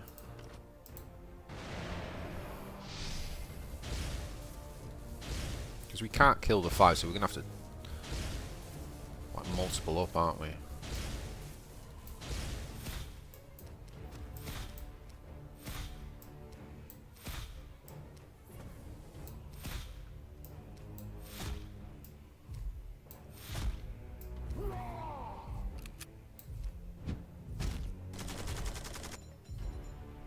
I don't know if I did that right.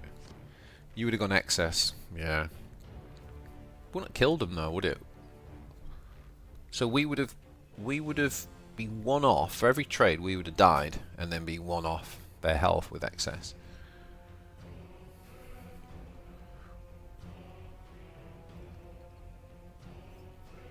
Do you not think? So you'd have still had to double. You'd have still had to 2 for 1 to kill one of his units, but we'd have lost our whole board. Except for the flyers, we could have gone. We could have doubled up on the range attack, but there was only one flyer we needed to deal with.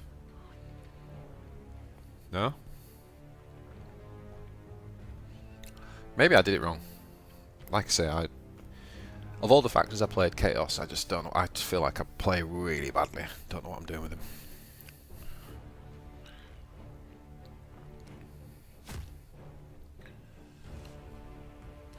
This is quite cool though. If anybody else wants to send me any lists they've been playing, let me know. Ah, the Will of Gork. Okay.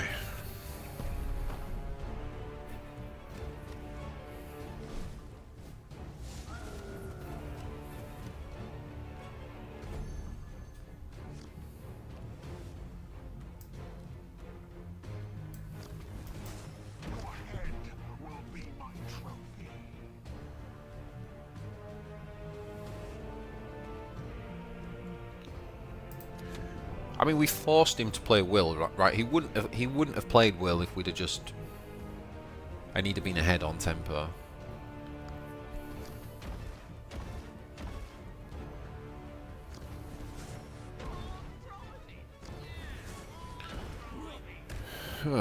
Okay.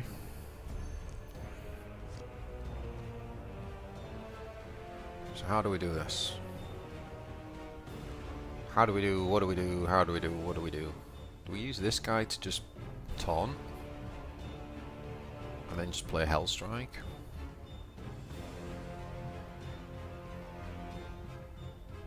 Do we play a Plossel?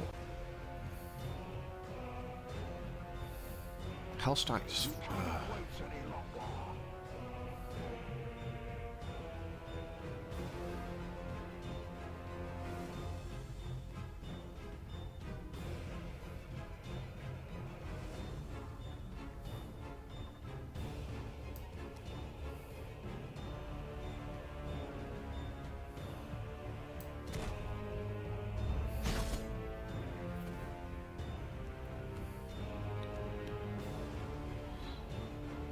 So you would spear and Hellstrike here, would you?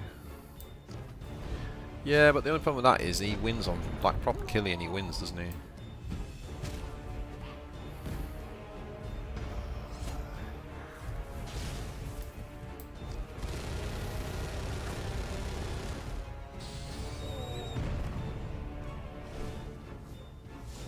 Right, he wins with Warbiker. Whereas, like, I don't know. Maybe it's correct. Maybe we just have to hope.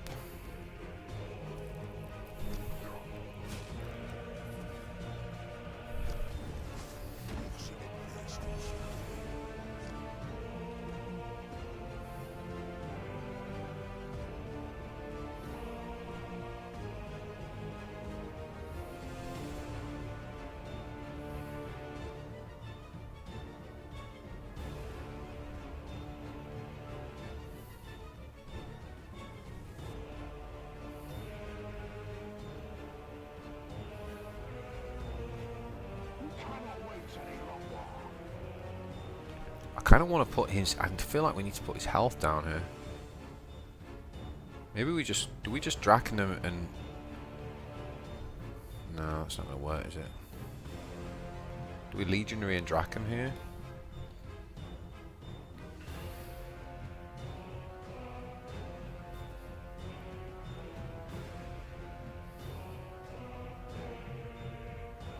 could taunt, and then play that. That could be good. We could do double taunt and play that.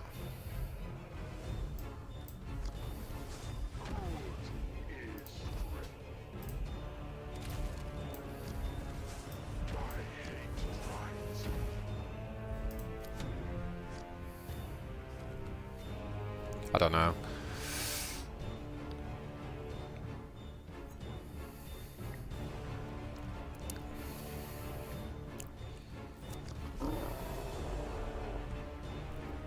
He's done double mucking about. Apostle with buffs. But what?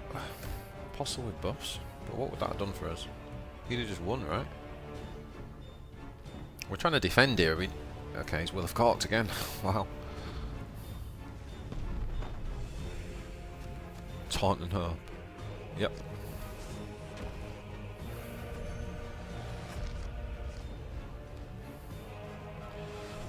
So we can put him on. We can. Oh no, we can't. We don't have enough.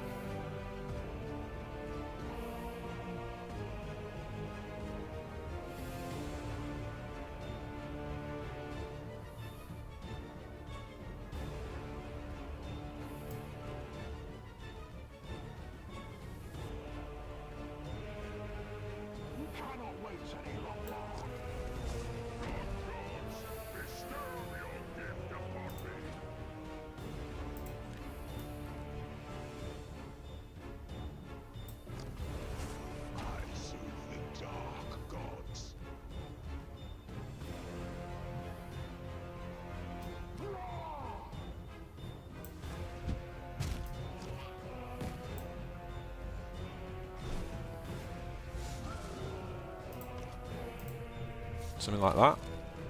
Yeah, he's already used 2 mucking about and 2 Will of Corks. We've got a chance here.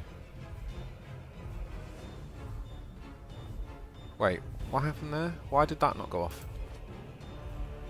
Oh, it did. Just gave her a really crap ability.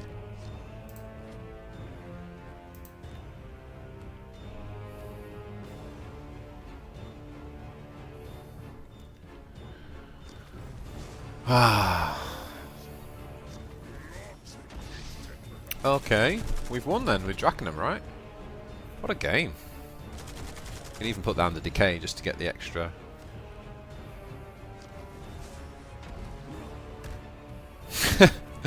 Nice, nice.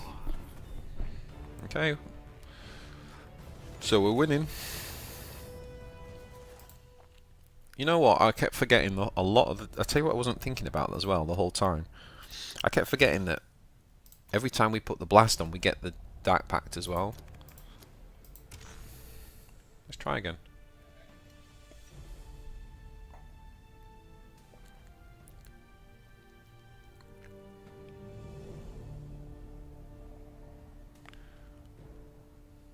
Mr. Skeleton, did we just play against you? Were you just the Orc player just then? I don't think you were you? No. I think you're just saying GG. Okay, Anvia. Nice. Nice, nice, nice. Okay, so I think that's a pretty good hand. Do we keep Spawndom against Galen? I would. Do I keep it against Anvia? I don't know that I'm gonna keep it against Anvia.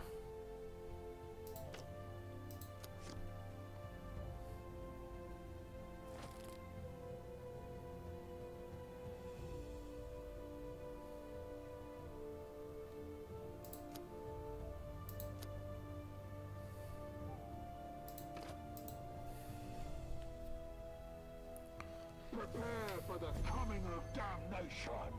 The hour of blood and clashing blades has come. So this is Hearken.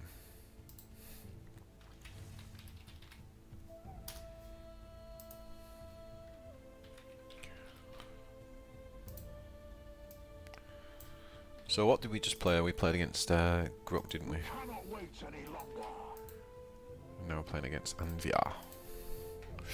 Right, so obviously we want to drop this and just go Kabul.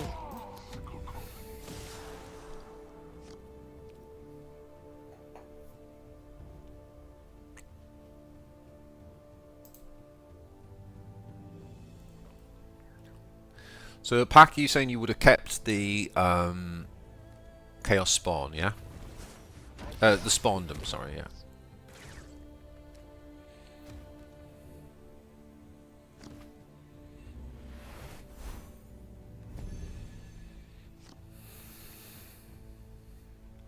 So I think we just drop the Talon here.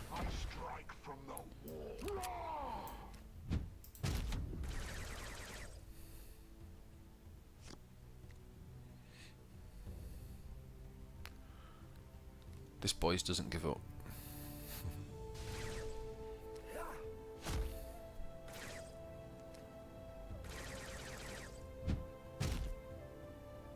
I just found you in this game from the Shadowverse video. I can't believe this game flew under my radar.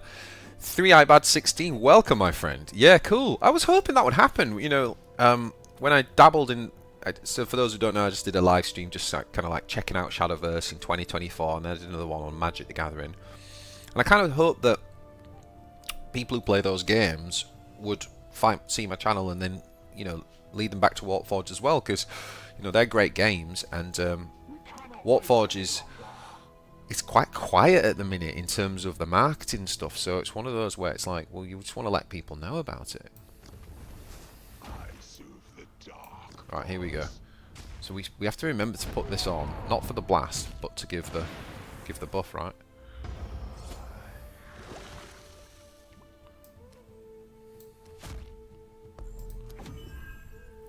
Yeah, 3ibad16. This is I'm telling you, this is a fantastic game. Shadowverse is really good. It's Shadowverse. The core mechanics, the core basics are very similar. They're rooted in that kind of like Hearthstone thing. But Shadowverse it's been around a long time. It's very flashy. It's got a little bit messy. Whereas right now you're sort of jumping in at the beginning, so the fundamentals are so strong in this game. We actually just need more content, but. Boom. Yeah, you've come in at a bad you've come in at a good time, sorry. Yeah, very good time. Banshee Mask, yeah. I think he's got us here, boys. He's just got to reach his turn 8, hasn't he?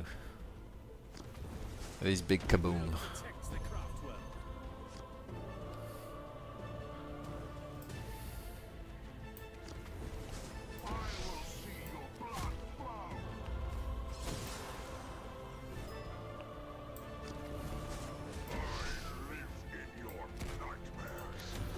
Well, Chaos is unbreakable. Shadowverse is insanely complicated. Yeah, not compared to Magic or Runeterra, I don't think it is. I wish card games never made more than 2 to 3 expansions. Well, that's the thing, Dwayne. Like, so everybody at the minute is rightfully saying that we need more content. We do. This game, it's going to be awesome this year. Right? We're going to get new factions, new cards. It's just going to be so much fun every time there's an expansion. The problem is, the further you get away from the original base set, the more messy the game gets. I think CCGs generally have like a 4 or 5 year lifespan, and then they're kind of just inevitably done, really. Have we got lethal here? I don't think we have we?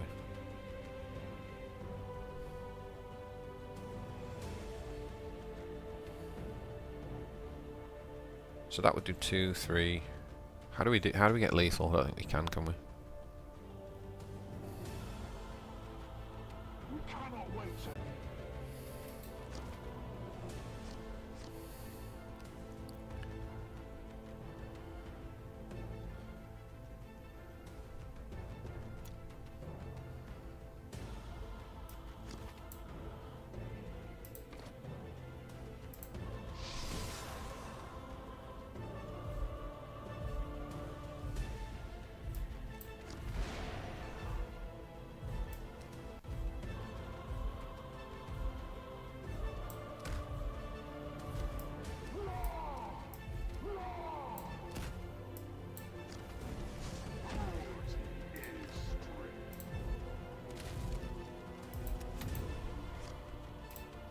No idea if I did that right or not, but he's got Wailing Doom for the win anyway.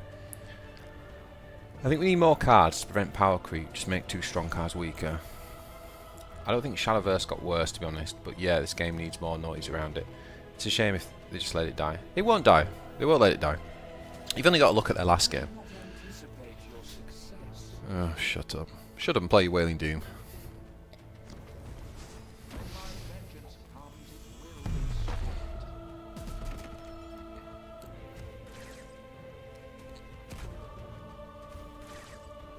swift. Draw? We got the draw. We played for the draw, to be fair. Yeah. Cool. Someone asked me to show the Calgar deck, didn't they? So this is my Calgar deck at the minute. So I've got a video called You Almost Have Forgot. If you go and watch it, it's very, very, very close to that. I've only made 1 change, I think, but obviously the meta's changed. No, I think I've made 2 changes. So the big thing I'm not sure on in the 5 drops is whether we should be running Apothecary Polixis or whether we should be running the Impulsor now, because the Impulsor got the buff to 6 energy, and basically the Impulsor is the better proactive card, I would say. But Polixis, Polixis gives us better. It opens up options, right? Especially if we're running double Polixis, it sort of gives. I really need to choose one of these and have a double. Polixis sort of does 2 things. One, it gives you a 5/5 body. It can't be exploited. So, who was it who came from? So 3 ice, 16 bad, and I think it was mono. Just for you guys, one of the big differences to like Hearthstone and Shadowverse is that you have melee and range attacks. So rather than just having 1 attack damage, you have 2. Now what you can see here with Polixis is because they both have 5, this card's hard to play around. Whereas, for example, if you look at Impulsor, this has 2 and 3. So if you were attacking against this, you'd want to be attacking its melee attack because it's only going to do 2 damage back to you. Whereas obviously the range would do 3 back.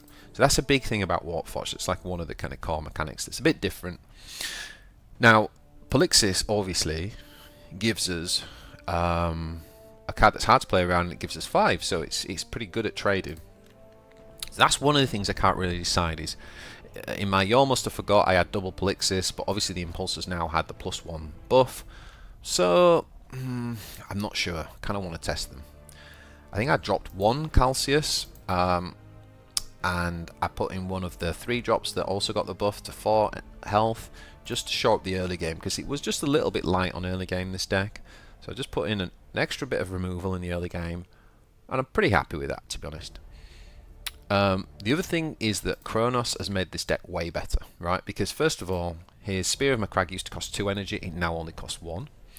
And the other thing is, in this deck, I was mainly running this guy, to be honest, just because he was a good 4-drop. He had good stats, that was it. You had to have a vehicle in hand for it to be any good. Now, being able to play this for 1 and drawing a vehicle, you know, being able to draw a vehicle. Let's look at my deck. Where are the vehicles, boys? Oh, we don't have any vehicles. Oh, we don't have any vehicles. Oh, wait a minute. The only vehicles in the deck are 2 8-mana Dreadnoughts and a Repulsor. Now imagine drawing those to hand guaranteed with +2 with 2 armor. It's really good. It's really good. Old trusty Calgar means we actually get to draw the cards that we've put in our deck, including things like Humanity's Shield. I feel like this deck's very strong. This deck's very strong. We can play some of this for sure. But should we continue with the Chaos for now? Should we do another one? We got what? We got 1 win, 1 draw. Let's play another Chaos.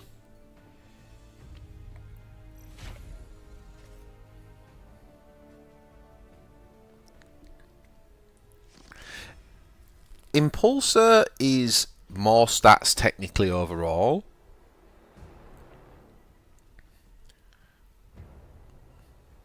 But it's not as good if you're behind. It sort of doesn't do a lot if you're behind. Whereas at least with the Polixis, like they kind of have to deal with it because it's healing.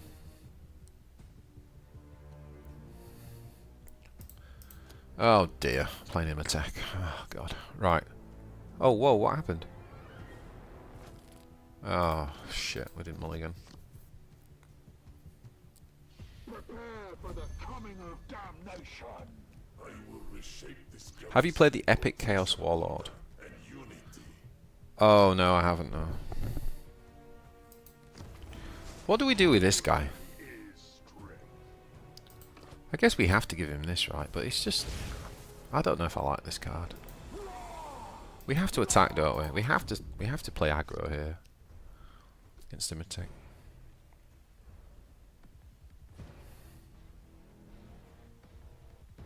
Yeah, the Impulsor with 2 armor. That's true. Yeah. Yeah, that's the other thing. Is it gives us another vehicle. It's true.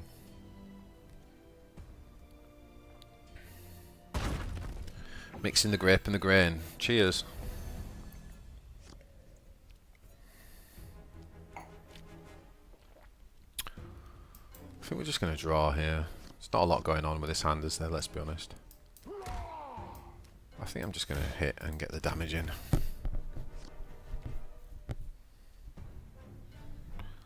Yeah, we've got to go aggro. I mean, whether we can do it, that's another question. I think Imitek's very strong, by the way. I think Imitek's another one that the win rate's going to go up this season from what it was, and it was already okay, but it's going to go up. And that the only thing with Imitek, you just got to hope you don't bump into too many Tyranids, especially Swarmlord. So what do we do here, boys? What do we do here? I think we just drop this. I strike from the Do we hit that? No, we don't, because if we hit it, he can then hit us and then res it back to full health. So we're not going to do that. No worries, carry on. No worries at all.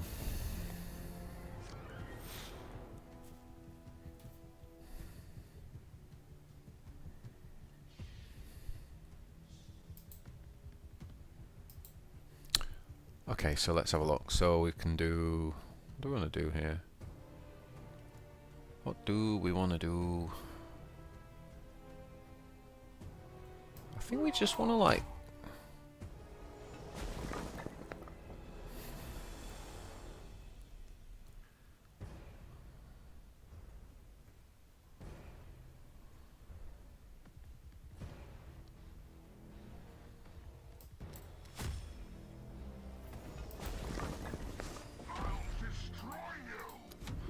Not sure I did that right, to be honest.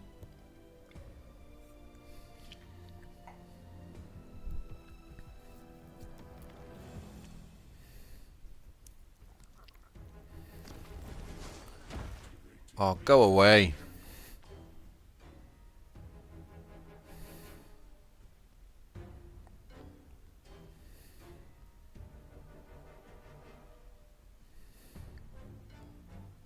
Probably just going to Draken them next turn, are we? Or do we spawn them? We could spawn them and Legionary. We could spawn them and Sergeant and Aberdeen's Chosen. What do we think, Pack? I'm presuming he's going to res the whole bloody board back. Maybe he's not. Maybe he's only going to get the one with the Imitek's Warlord talent.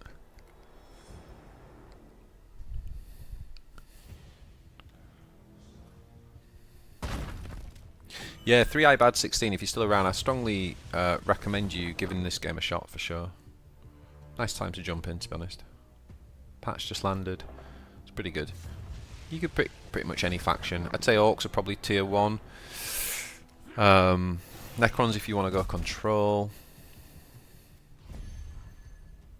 Tyranids aren't in a bad spot, but you kind of do need to get your collection up before they become really good. Eldar are good.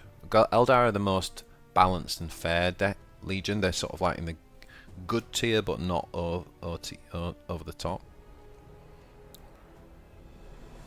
I'm going to play some Anvir. I might play some Anvir actually after this, because I love Anvir. So what do we do here? This has got to be spawned them, hasn't it?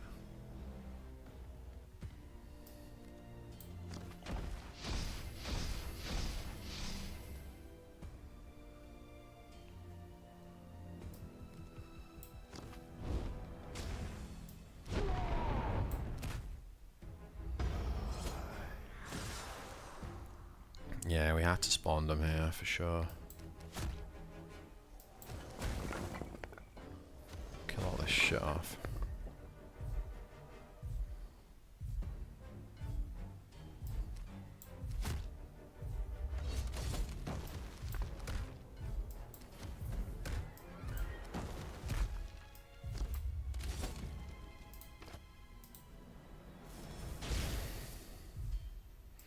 That's pretty nice because you can't attack it with, you can't target it with even his hero power.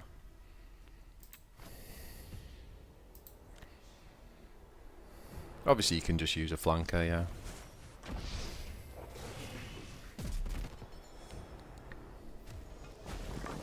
What does it mean if you answer no worries to my cheers? I don't know, I was saying no worries to your cheers, but what would that mean? Cheers, no worries. You probably wouldn't say that.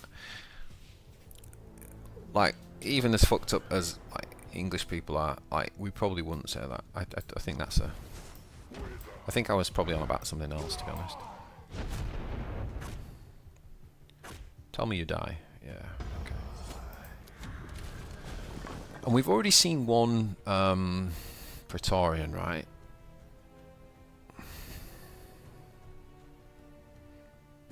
It's pretty good, this deck, Pat. It's pretty good. But I mean, Ecclesiarch's deck was very good. And basically, it's Ecclesiarch's deck, but with this guy. And what that gives us is less life to play with. But it does give us... I mean, Abaddon's Pact is also random, right? So... yeah, I quite like it. A lot of close games, though. We already had a draw, didn't we? So... looks like that's the thing. Ugh, leave me alone.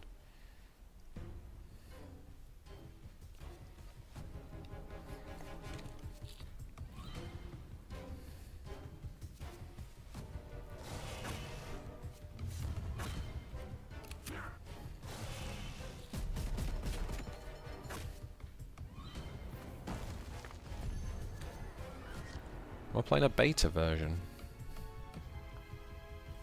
I'm playing... I don't know what you mean, Ramirez. I'm playing PAX version of Chaos here. I don't know what you mean by a beta version, but... I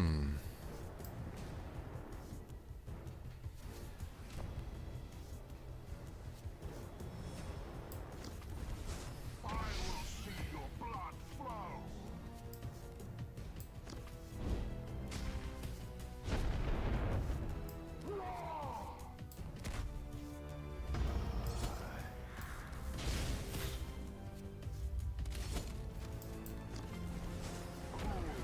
Is strength.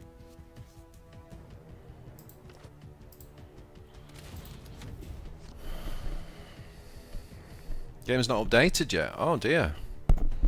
What are you playing it on? Are you playing on Steam or on your phone? Yeah, 3ibad16. The reason why you will have got a lot of bots, in particular if you started 2 days ago, is the patch just went live now, and honestly, most players were waiting for the patch, so that'll be that.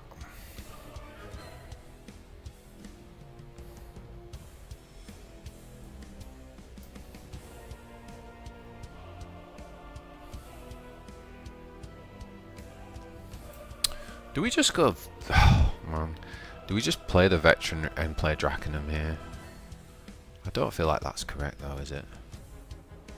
9 energy. Wait any longer.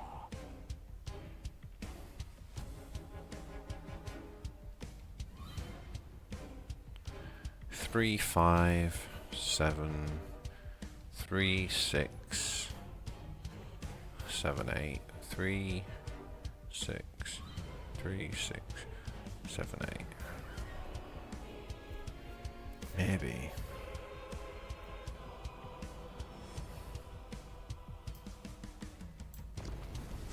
I hate drives.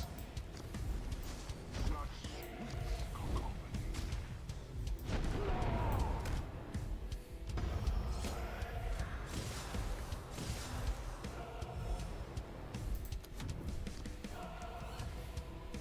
Because I can't play the new patch yet.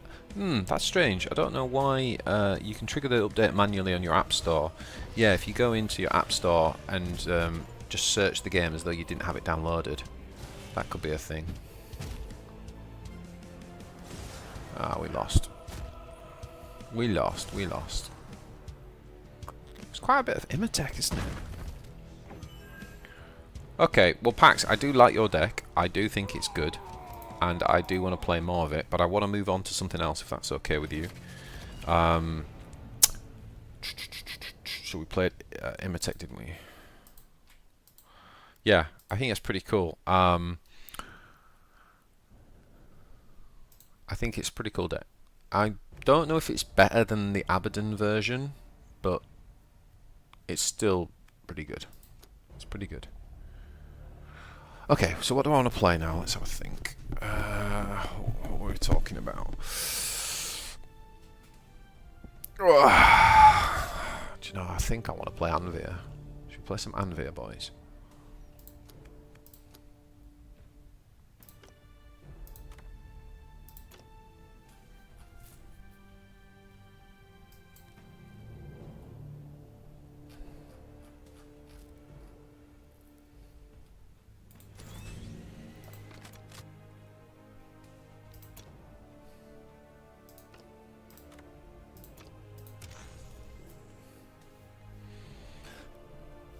So yeah, guys, if you've not subscribed to the channel, we're trying to hit 500 subscribers. So that is the key. That is the goal today. Oh, it's snowing where I'm living. How about that?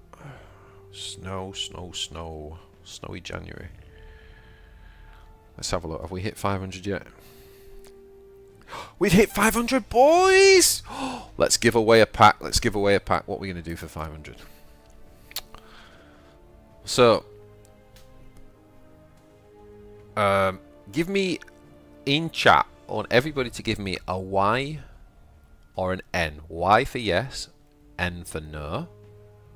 Okay, so Y stands for you've bought a premium campaign. N stands for you haven't bought a single premium campaign. And then the other answer you can give me is if you want, is you can put a number in. So a number could be like, if you bought one, like if you bought the Necron one, then put a 1 in. If you bought the Necron and the Ultramarine one, put a 2 in. Yeah. Let's just see how many people are doing. Because someone said earlier about like the game being pay, you know, like about the pay wall and stuff. But I've said time and time again, I actually think that buying the premium campaign, which costs you about £16, I don't know, it's $20 or something. I actually think you can get the best deck in the game just from that purchase alone. So to me that's not, to me that's pretty fair, to be honest. So we've got people, so we've got quite a few who haven't. We've got someone who've got 1.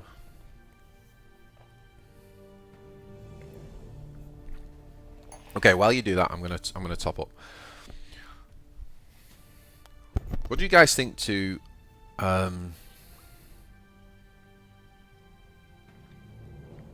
was thinking about trying to do like, put like a competition out there or something, like people do me a YouTube banner or something like that, and just saying I'll buy you a premium campaign for the, like, by the winner, do like a competition.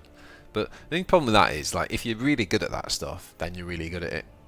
I kind of want to do something that's a bit more inclusive, but I'm not sure what. Have a think. Just gonna get a drink.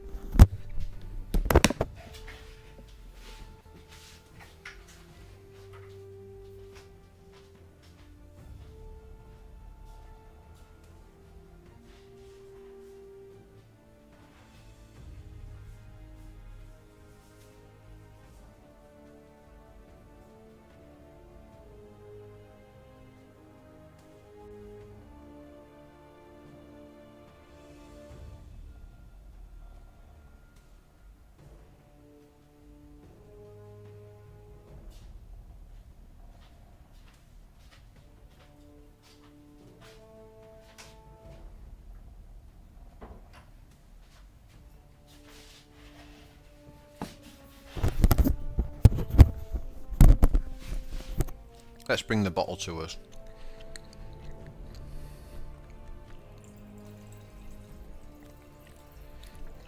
Right, we're going to give away a pack because we've hit 500, so I feel like that's worth celebrating. So first of all, big cheers to everybody who has watched one of my videos, liked a video, commented on a video. The interaction's been brilliant. Like the conversation, seriously, go and read the comments in my videos. It's like a Discord channel. I reply to all of them, or I like them, and yeah, really big up, thank you to everybody who's done that, and especially everybody who's subscribed. The game's new. I'm not doing content for other games at the minute, so well, I've done a few live streams, but yeah, really appreciate all the subs. So cheers, guys. Thank you so much. Really genuinely appreciate it. And it's going to be an exciting year, 2024. We're doing a podcast tomorrow. We're going to be talking a lot about how we, what we're excited about, what our plans are for our channels, me and the Ecclesiarch, for 2024. So it's going to be cool. We're getting new factions, man. We're getting new cards. There were a lot of leaks that got leaked today, and trust me, there's a lot of new cards coming. And we're going to be there the whole step, and I can't wait to do card breakdowns, and yeah, it's just going to be great. It's going to be really good. It's going to be a brilliant year. So cheers, guys. Thank you so much. Really appreciate every one of you. And to test your Primarch knowledge, the first person who can write down the names of 5 Primarchs wins a booster pack. Off you go. I'm not going to hold you to like spelling and all that shit. Like, just we all know, like, we'll know who you mean. So just 5 Primarchs. First one to get 5 Primarchs in the chat wins a booster pack.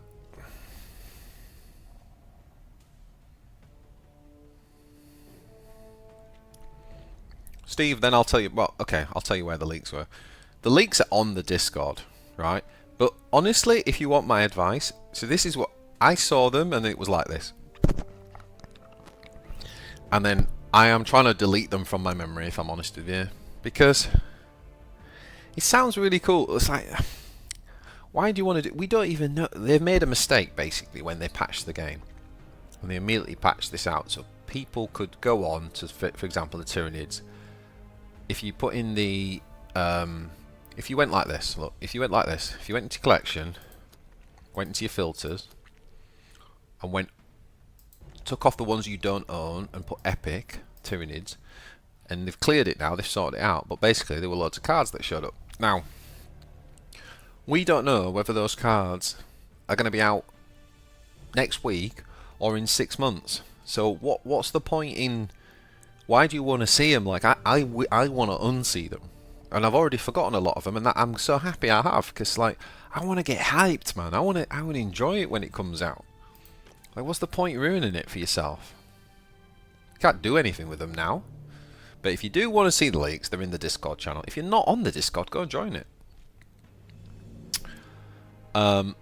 Most of my videos have just the standard Warpforge Discord channel in there.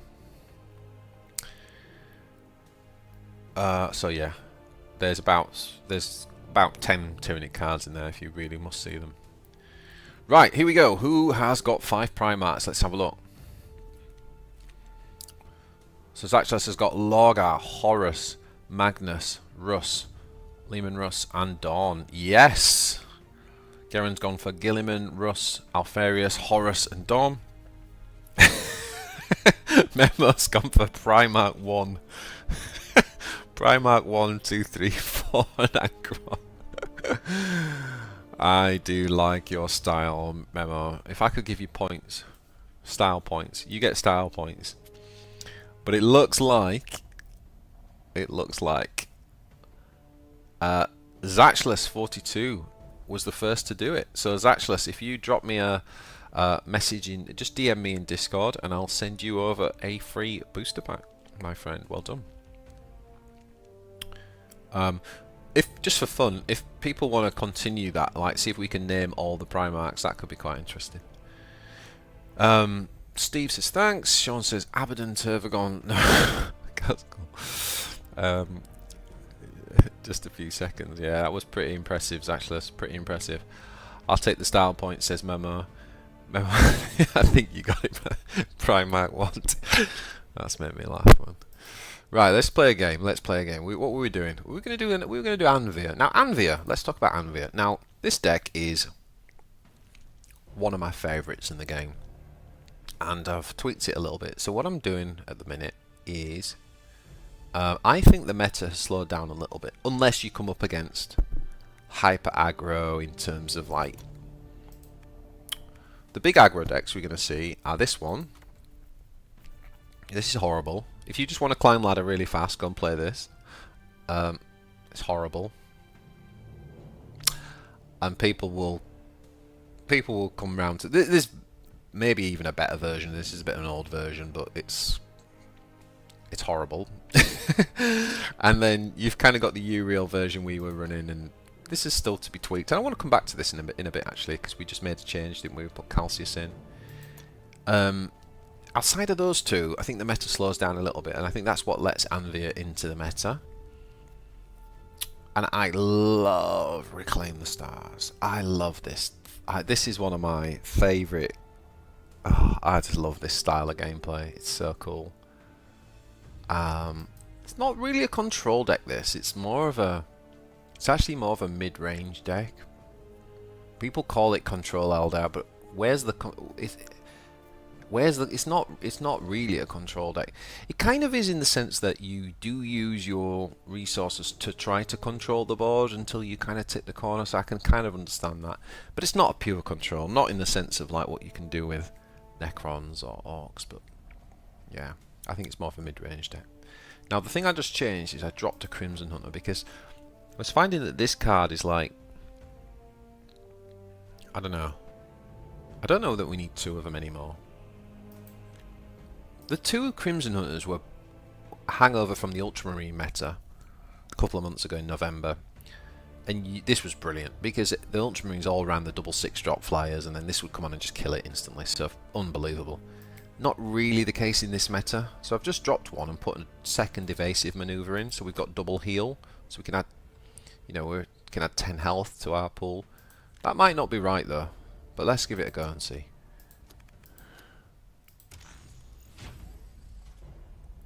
Will I show Necrons today? Yeah, I think our first game was a Necron game, but we can play a proper Necron game. What do you mean, control or? Please tell me you don't mean scarabs.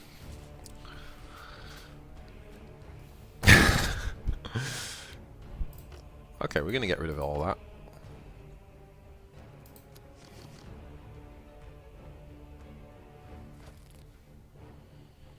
Give my pack to the Angron guy. He gave me a laugh. Angron guy? Who's the Angron guy?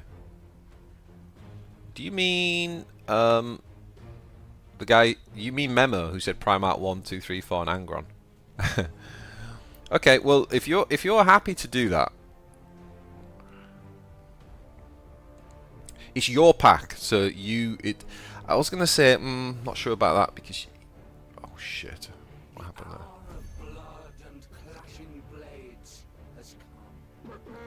Oh my god, we just made it. I was so busy looking at chat.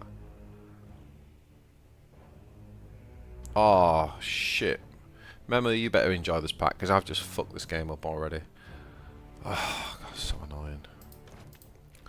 I didn't actually select my stratagem, so I've just lost like my whole advantage of going second. Lost. Yeah. Okay, Memo, if you want to drop me a message in Discord, I can drop you the... Or can I message you directly on here? I'm not sure if I can. Am I able to just message you? I don't think so. I can add you as a moderator. Who wants to be a moderator? I'm really annoyed. I'm a bit tilted, I've got to be honest. I'm a bit tilted.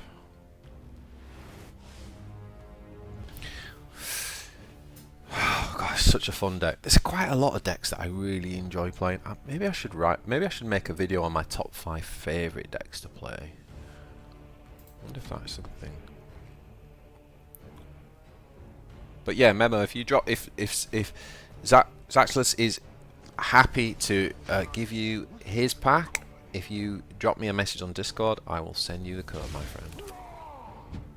I see everybody, boys and girls, a sense of humour can go a long way. A long, long way. Ooh. Ooh, ooh, ooh, ooh, ooh. Ooh.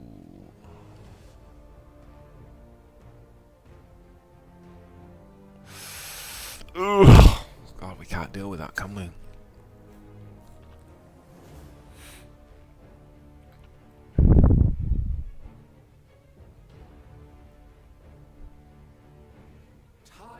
Are we seriously going to use Eldritch Storm here?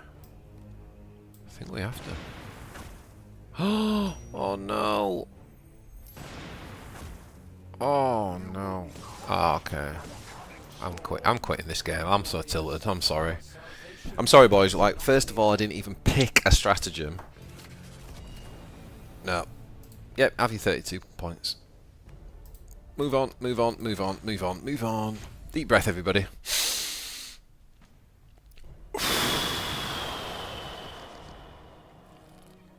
And we awake from our deep breath. We open our eyes, and what is before us? A Gazgul McFucking Thracker. Yeah, I'll do.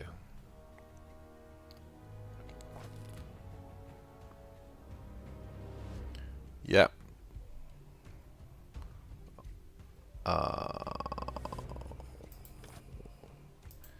Yeah, well played. Well played, Zachless. That was nice of you, my friend. I'm assuming you've got a good collection.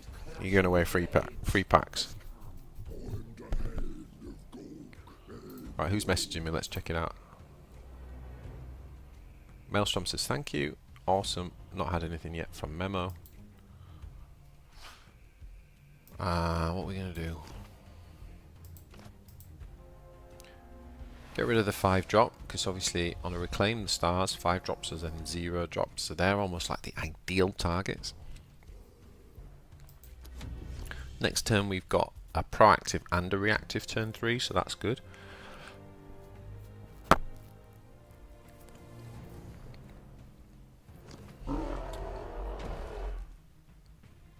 Yeah.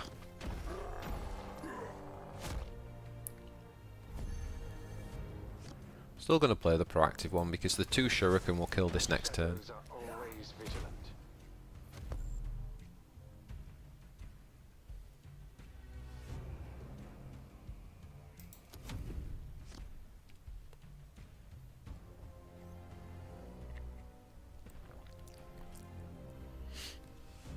Oh, God.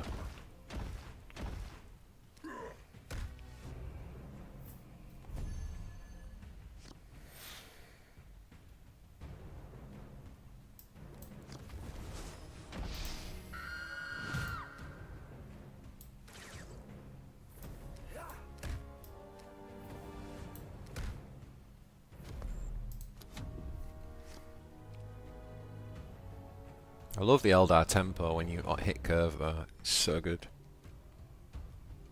Yeah, yeah. Yeah, it's bjthebrave on the Discord.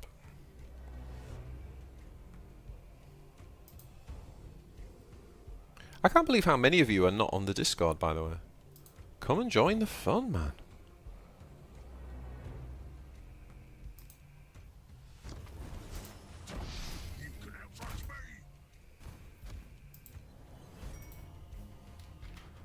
Okay, boys, if you're not on Discord, I've just shared the link. Get yourself on Discord. There's a lot of chat about the game. It's fun. Come join the community.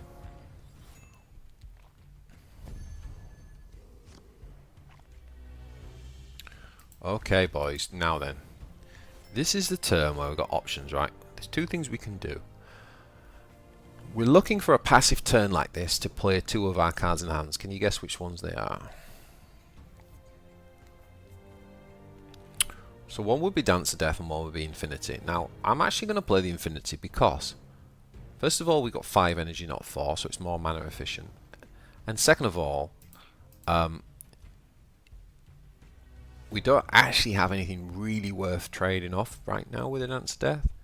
So what we're going to do is use this as the opportunity to get Infinity Circuit. And this is how you play this card. You've got to, you lose tempo when you play it, right? We could have developed a 5 mana drop. But you've got to find the opportunity where it's not going to cost you too badly for playing it. It hasn't cost us too badly there, so that's good. Okay, so it's official, everybody. It's official. Memo has entered the building. So we can now say hello. Right, let's send Memo his goodies.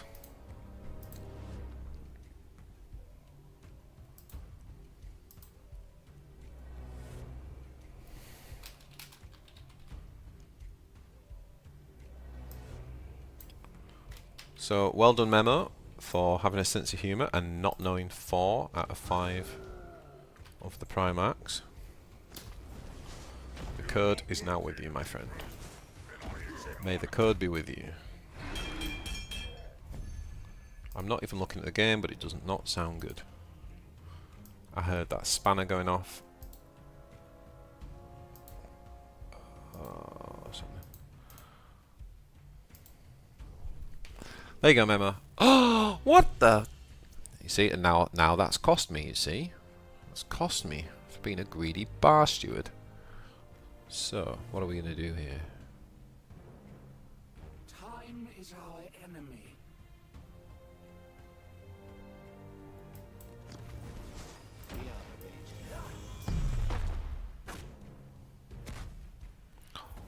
Not the greatest trade, but what I'm thinking is it gives me like the 7 mana next turn to play with Shroud Runner and Fireheart. So it's more about thinking ahead than anything. Someone keeps beeping me on Discord. Thank you, my friend. It's been received. Ooh, now then, he got for everybody. Oh no! Oh my God! Is that the Memo? Is that the pack you just opened from the free pack I just gave you, guys? He just got Green Spirit Seer, so that's rare. A Gretchen Mob, whatever. Epic Black Crusade, Green Banshee Mask, and Legendary Winged Hive Tyrant. Winged Tyrant. Oh no! Now you can just see Zachlas just crying in pain, wishing he'd not given that pack away.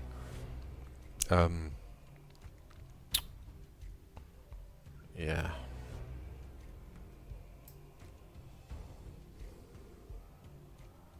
Do we just go here? Come on, let's have some fun. Let's have some fun.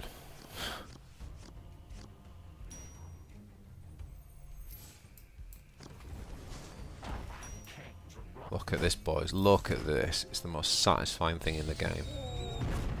Like, literally, it's the most satisfying thing in the game.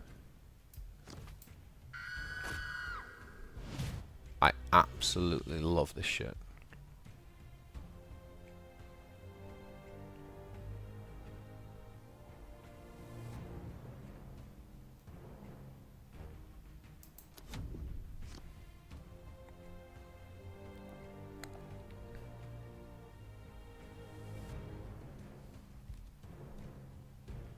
No mucking about. Okay, fine. But you can't do a lot because you're stunned. So, whatever.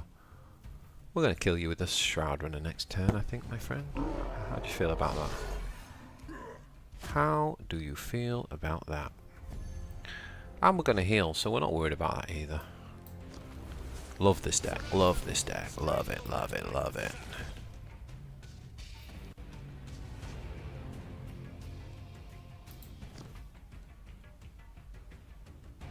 Ooh, interesting. Don't really want to give that away, to be honest.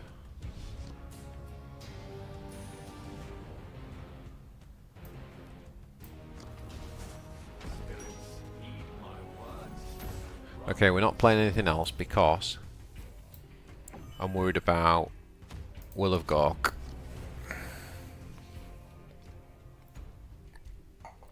And here it comes. Man, that was a hell of a pack. That was Memo. That was a hell of a pack. The Winged Hive Tyrant, it's not a bad legendary. Honestly, it's not a bad legendary. It is a little bit niche, but it's actually not bad. It's just that it's gonna be one that you play in a meta where it's gonna be played in a slower meta. It is a slow card, but it's not like a slow dead card. It's okay. It's okay. Particularly like Swarm Lord, I think, or maybe New Earth Oak because of the heal. Don't know. I don't think it's bad, but it's not a meta deck card right now, but it won't be bad.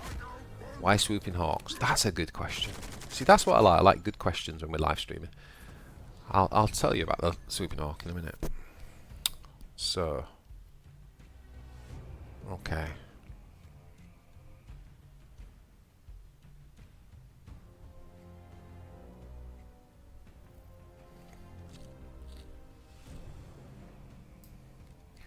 So we've got to be a little bit careful now about Will of God, right? But he didn't have it there, so he probably hasn't got it here.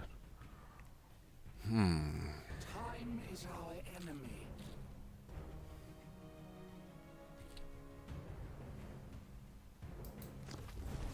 When my vengeance comes, it will be swift.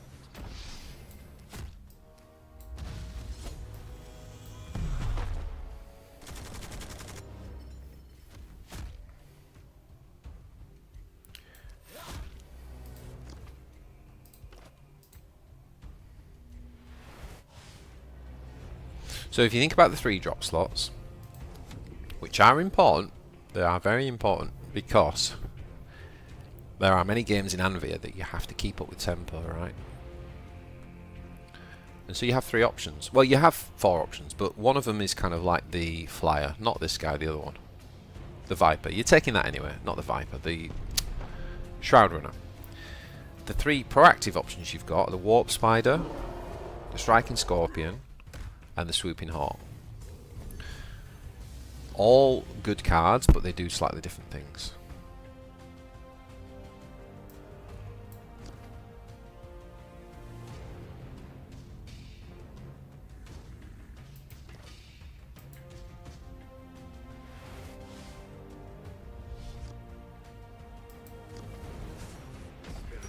Heed my words. Rise.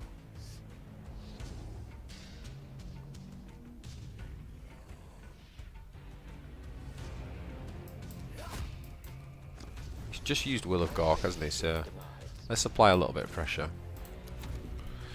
Warp Spider's a very good 3-drop, but it has anti-synergy with this deck. What do I mean by that? Well, we're playing a Reclaim the Stars Infinity Circuit deck, which means that we need to reduce our hand to 5 cards in order to maximise the Reclaim the Stars, which draws 5 cards. Problem with Warp Spider is, well, its main strength, which is that it can trade and then come back to your hand. It's kind of like a resources card. It's great in the Galing Tempo deck. If you go and watch my Eldari Busted deck, which is still very good by the way, if you want a really good Tempo Eldar deck, that deck will be great this season.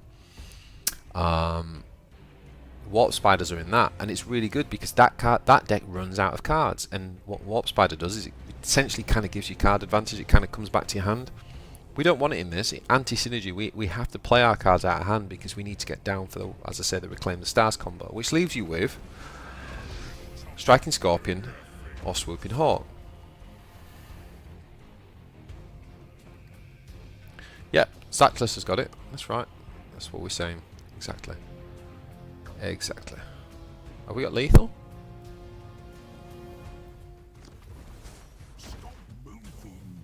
Looks like we got lethal here. Oh man, how's it feel beating? How's it feel beating?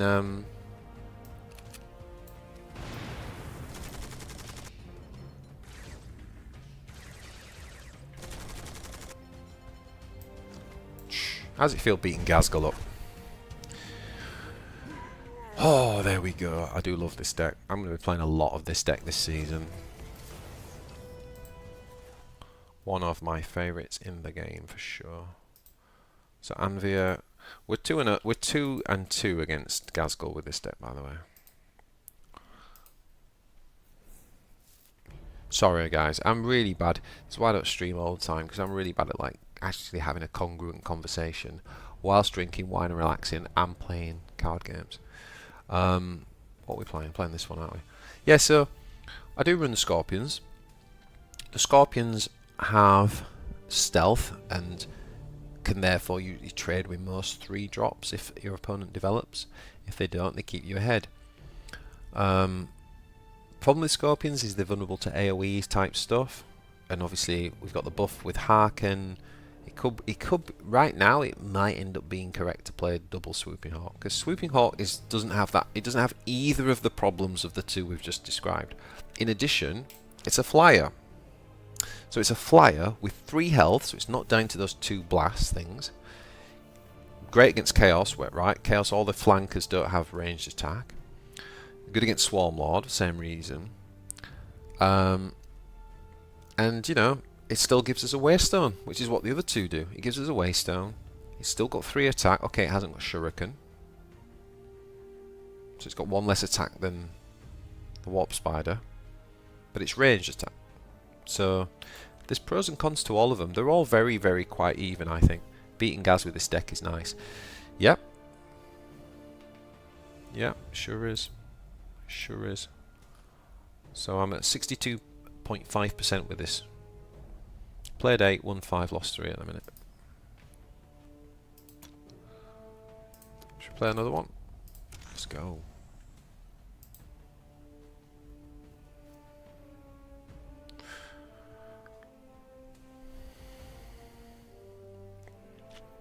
Yeah, I'm a huge fan of Guardians, but I don't think they're right in this deck. I don't know, but I mean, that's just my.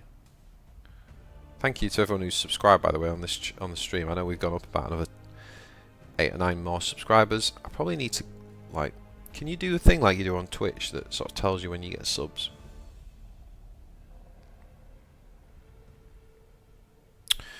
But yeah, go and check out my fundamentals videos. If you've not watched the fundamental videos, don't be mistaken for thinking they're only for beginners, because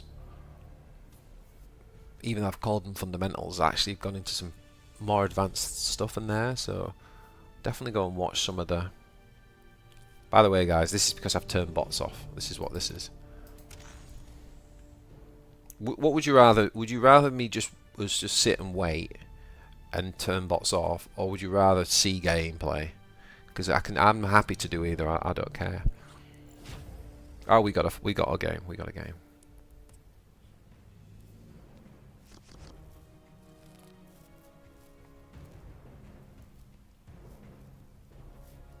Can't get past how bad Hawks are compared to the other 3 drops. Well, it trades with a Toonblade.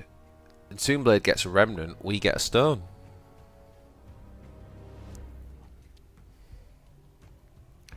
It's not great. It's not great, but I don't think it's a bad card. It's not a great card, but we need 3 drops. Right, Gruk. Problem is with. Oh no, I've done it again, and it's Alski. Oh no. Oh, we missed it. Oh boys, I need to stop drinking wine and playing card games. We just didn't mulligan. If anyone's wondering why I've got such a shit hand, I didn't. Oh god. But you know, this is one of the reasons why I like Anvia, because we can do this. Why is Alski playing? So for those who missed the gag earlier, we beat Alski. He was 5th on ladder. He's one of my best mates. Literally one of my best mates.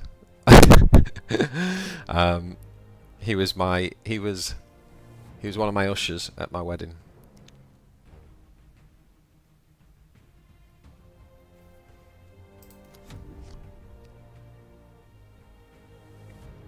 I'm just texting him now. He's like, we meet again. I'm like, aren't you meant to be working?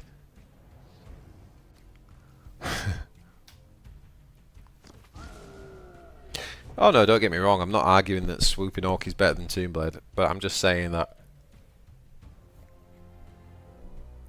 Also, you know, sometimes like comparing like for like cards across factions is a bit of a. It's a bit of a pointless exercise, because it's a different faction, and it's all about, like, there's many cards we could point at and go, oh my god, if that was in Marines, or if that, you know, Necron card was in Eldar, oh my god, it'd be unbelievable. It was like, yeah, but it's not. That's the point. It's like being designed to fit a niche within that faction. So I totally take what you're saying, but I think you've just got to, like. And again, what am I going to do? My options are Run a Warp Spider, but I've already explained why I don't do that. It's got complete anti-synergy with this deck. I'm not going to break the best thing about this deck because it's a slightly better 3-drop. I've already got both of the Scorpions, so then I mess my curve up, you know. And I could, if I was going to put something in, I'd put like a Veteran Guardian, 3 health Guardian probably. Do we drop Fireheart here? This feels a bit.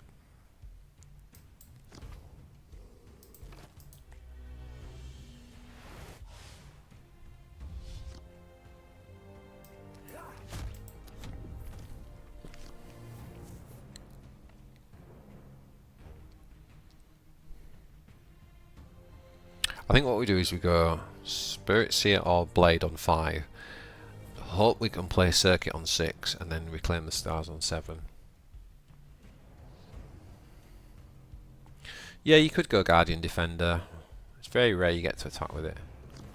I think Defender's better in like a Galen deck where you can kind of like blast the board with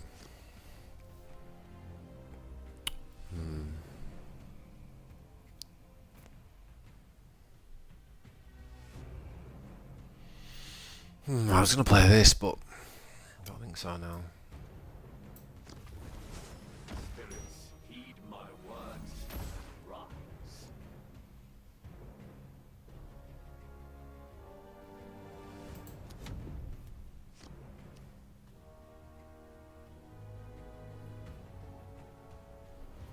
So we've got to start thinking now about Will of Gork as well. Like when we do reclaim the stars, we've got to be careful we don't go too crazy.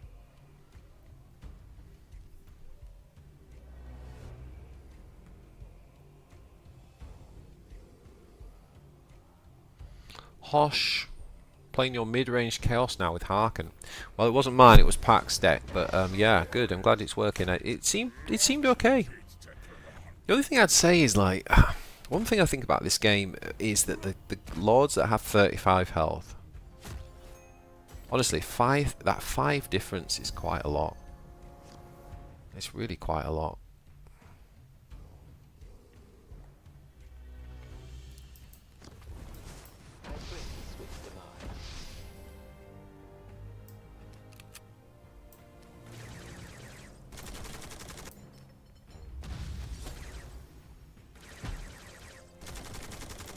Because so we won 1, lost 1, and drew 1, right? And the one, and you think about the ones we drew and lost, it was like really close, and that 5 health made all the difference.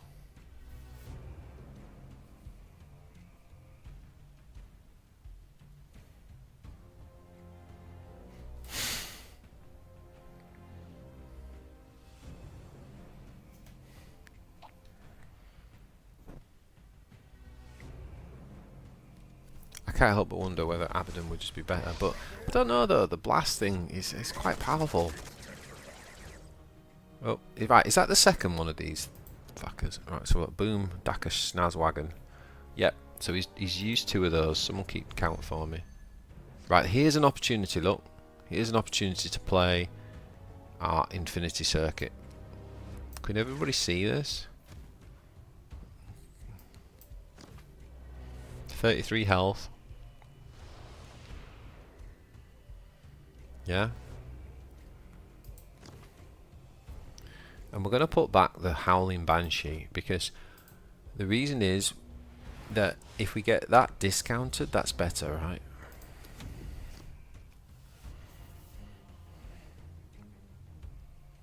Love this deck. Fucking love it. What time is it? I think we might go for another hour. Ah, this is fun, man. Thank you for joining me, guys. It's so exciting to just finally be playing this goddamn game with the patch. Honestly, I finished 19th last season and I just played Gazgul at the end. I just grinded Gazgul. The new season hit, they were like, here's the patch. I was like, oh great. And then it didn't come, and it didn't come, and I was like, I'm not grinding Gazgul for a week. I'm just waiting. Just waiting.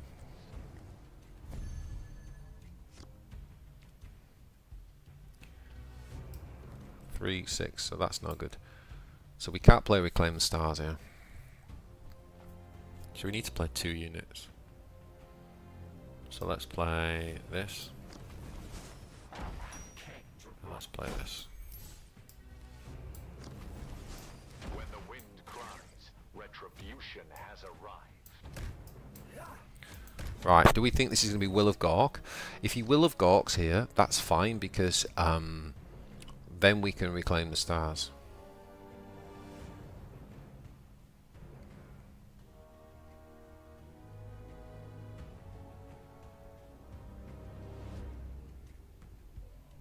No mucking about doesn't help him. He's in a bit of a pickle. I think he's got to Will of Gork.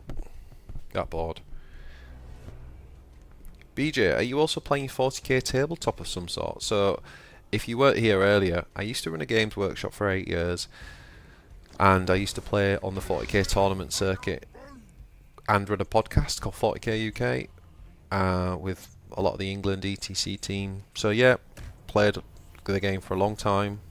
Warhammer Fantasy 40k. I'm not playing at the minute, and when I stopped playing, I really picked up CCGs, and that's kind of like become my hobby, and that's why this is just brilliant for me, because it's like the 40k lore with the CCG. It's brilliant. Oh, interesting, interesting. So he does that mean he doesn't have Will of Gork? He used Veteran Stormboy. Wonder. Okay. 3, 4, 5. Here we go. Give me Infinity Circuit.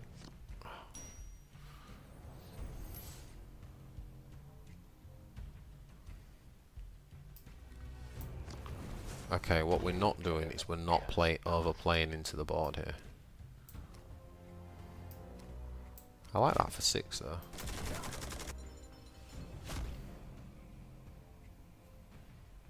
Do I want to stun him here? If I stun him and he Will of Gorks though, I don't really get a lot, do I? No, I don't want to stun him. I'm tempted to do Path of the Seer.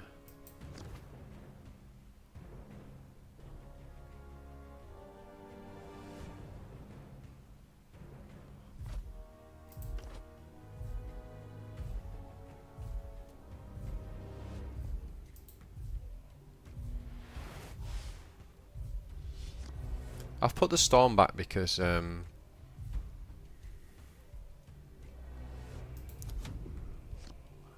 we don't have the stones for the double one, and 2, everything else was a discounted card. That's the biggest reason. Everything else was a discounted card. They could have probably easily got the 2 stones if I needed it. So I'm probably going to pay for that in a minute. The lower the Warlord health, the more impactful their abilities should be. Yeah, that's a good point, Memo.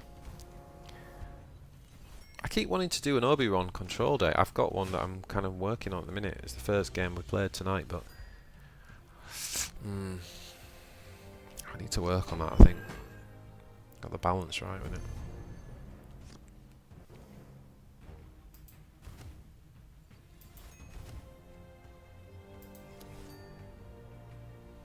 The Iron Gob I'm looking about. Right, we've got to start thinking about finishing this game, haven't we? Because so that's a good card to play.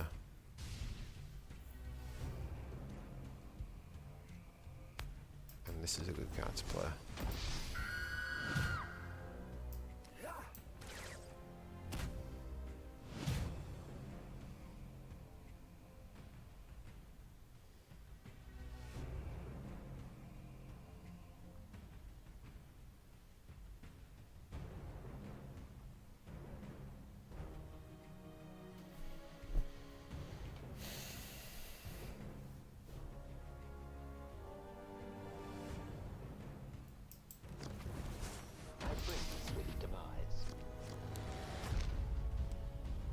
Can't use my hero power at the minute. Can't put anything back. I think he's in a rock invasion, isn't he? I think that's what he's been waiting for.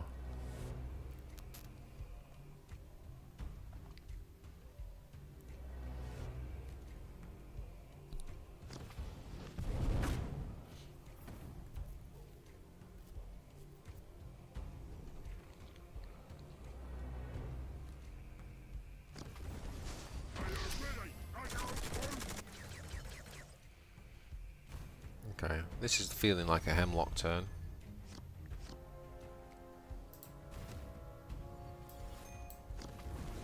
When my vengeance comes, it will be swift.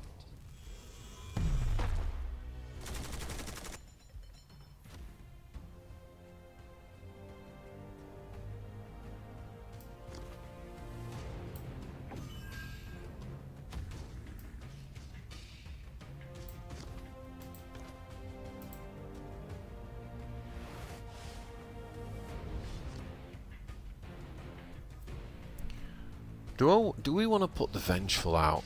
Yet again, he hasn't used Will of Gork.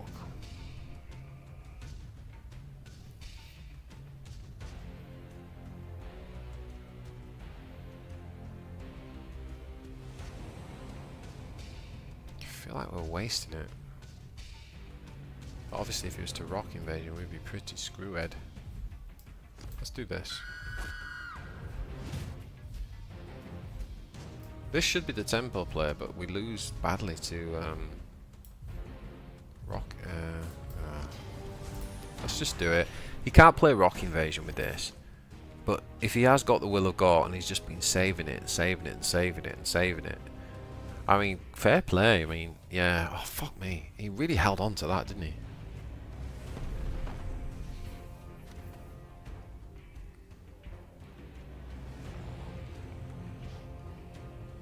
Ah.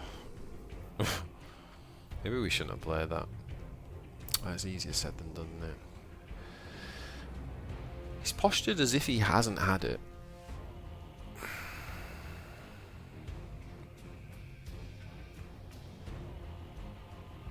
We really need a tempo card now to make him pay for the AoE.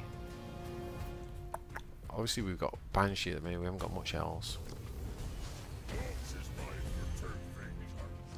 Fighting and winning.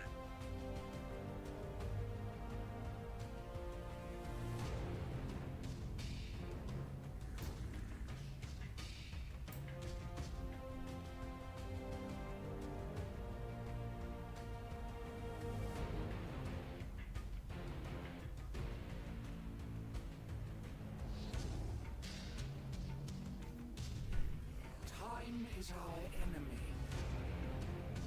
Oh, that's a bit of a problem.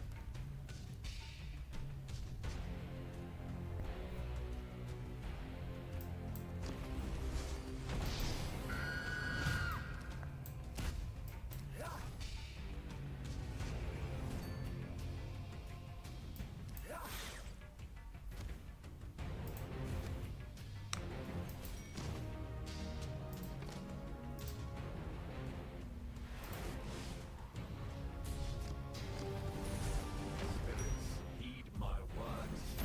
Rise. I did not consider that play. Healing the plane and giving it camo there.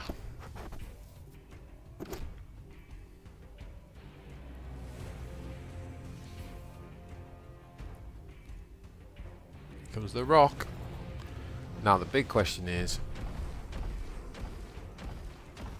does he get the blocker? He fucking does. Ugh. And the rest.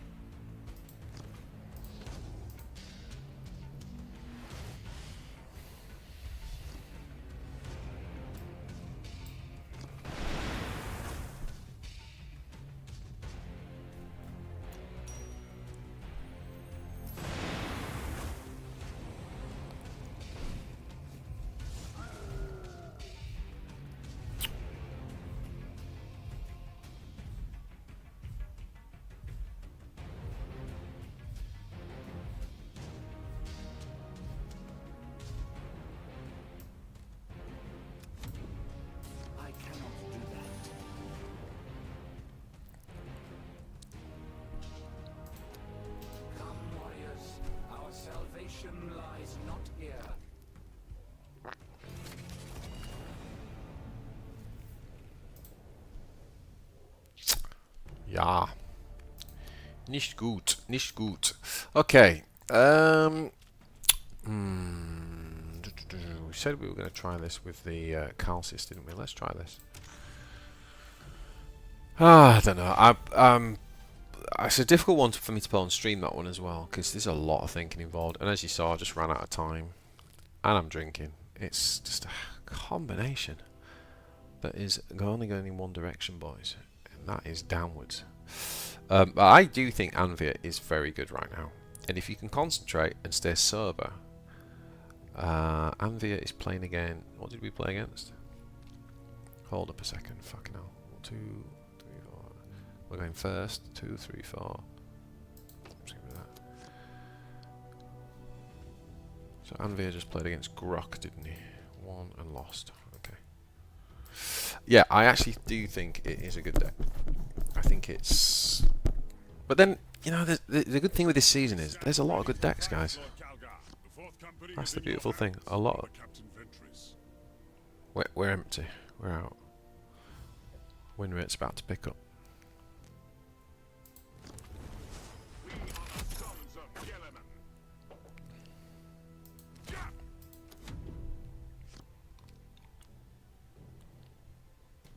Nine. Ich nicht sprechen die Deutsch.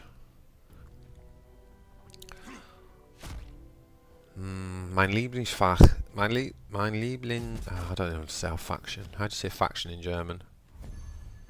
Nicht gut, nicht gut. 9. There's something very satisfying about saying 9. Like 9 feels like how 9 sounds like no feels, if that makes sense. Like whatever language you speak, just think about when you say no. Like think about how no feels. Then you say 9. I just think it's just like the best language for. It's like the best language for the word no. For sure.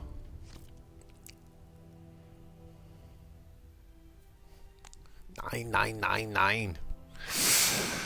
Oh, satisfying. But the thing is, like when we play these like 35 health lords, it always feels like such a chore when you're up against the 40s.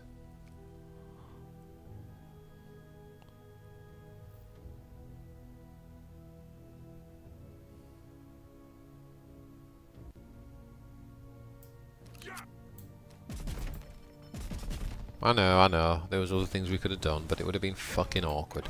And I don't want to waste my tactical insights on non-codex units. Then you have Schmetterling, which means butterfly.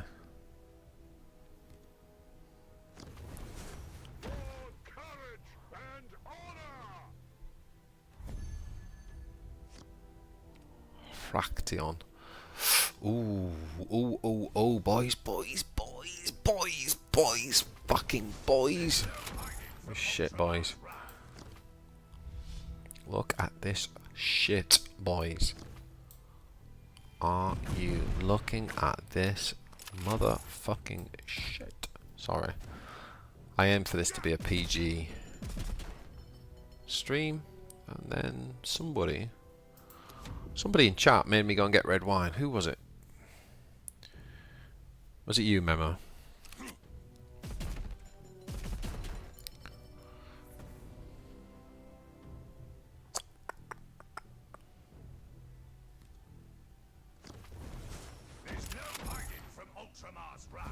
Hahaha, nice try. Oh, boys.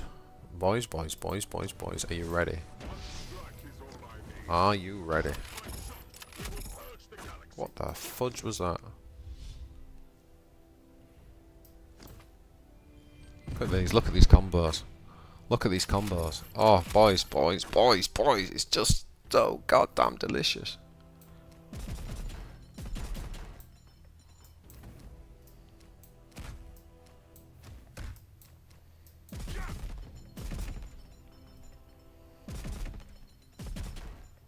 Just in case anybody didn't know this, by the way, because honestly I only learnt it about 2 weeks ago.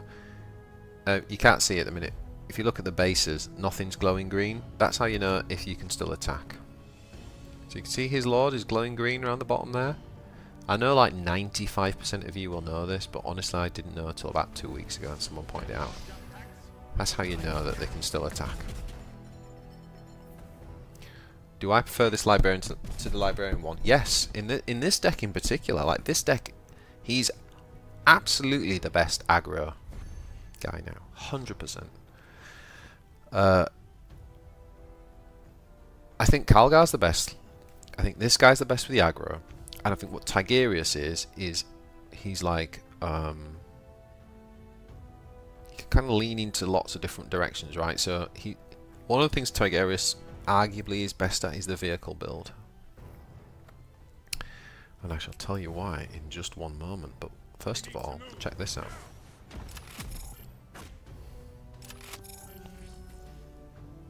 Have we got lethal here now? Yeah, 3, 6, 9, 10, 11, 12, yeah?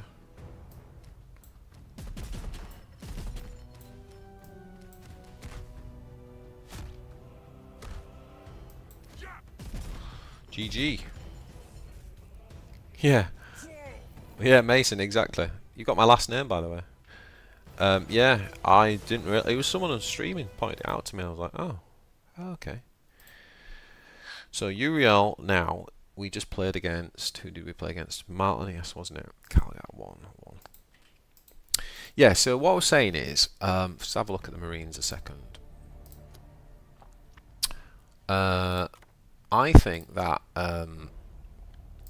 so Tigerius is good in the vehicle deck because because his ability, his... Which one is it? The one that... Not the shield... Draw a stratagem. So what that means is that he can draw things like Humanity's Shield, and he can draw, more importantly, Battlefield Supremacy, which lowers the cost of all vehicles in your hand. So if you're playing a pure vehicle deck, you're playing this legendary, but the downside of this legendary is half the games you're not going to draw it, right? Tigerius is the warlord that makes it more statistically likely to draw this. Because Calgar's drawing can draw a card every turn, but then it's in the full card pool, whereas he's drawing a stratagem. So Tigerius is drawing a stratagem, so you're more likely to get this. So the argument of a pure vehicle deck, you could argue that Tigerius is better for that. The other thing is that Tigerius is probably the best kind of like flexible warlord. So if you build your Ultramarines... If you build in a deck that's kind of like, I don't know, like a certain sort of mid-range deck, it's not leaning into a particular theme. So in other words, you're building it around flexibility. I think Tigerius is really good. Because he, you know, the flexibility he's got of dealing damage, protecting units, drawing stratagems, which you can build for and kind of decide which is in there and stuff. I think he's really good. But I would say that Ultramarines are just laughing when it comes to warlords. Like, they've just got 3 absolutely beautiful, brilliant warlords now. Uriel was definitely behind the pack before, but this patch now, he's right up there, and he's actually got an identity now. So, yeah.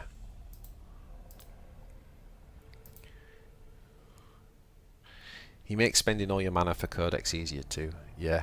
Well, as you just saw in that game, I mean, our Codex went off in that game. And what we've done here is we've built a deliberately quite a low curve.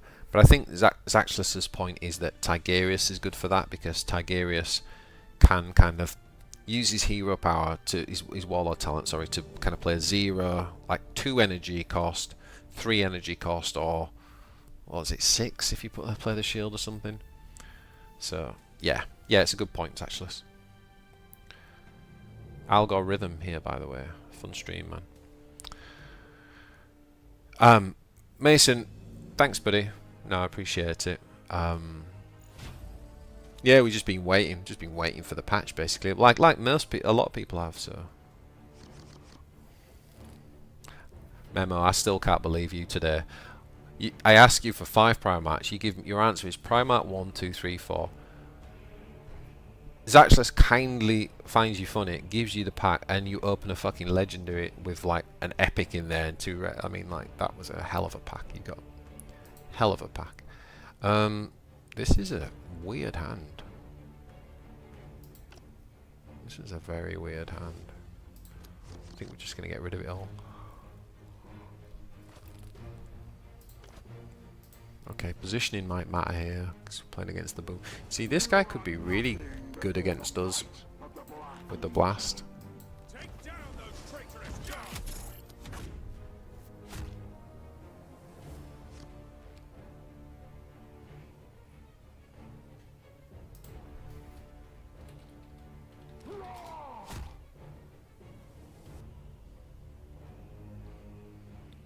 Really good. Your channel. Who's live?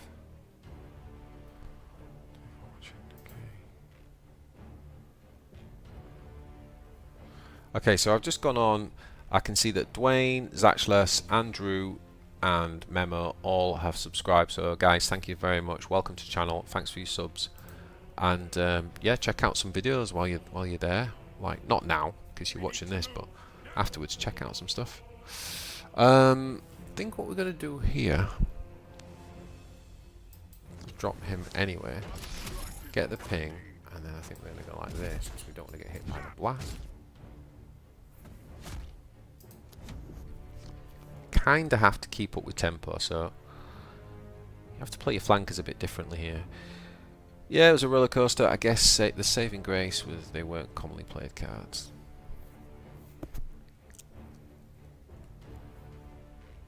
Yeah, true. Still a good pack though. Thank you for indulging my red wine addiction. Now you just made me feel bad because I won't. I'm empty. I could open another bottle, but school day in it and all that. So here I think we respite. Love this card. Love this card. Now what we could do here, and we will do, is do this. I can't do that. Now there's an argument to say we shouldn't have done that because we could have done double insight on the repulsor next turn. But I quite like that, if I'm honest with you. Now he can kill that with the possessed champion, can't he? And then he could just hit this. Oh no, he can't do both though. I think we're going to leave it like that.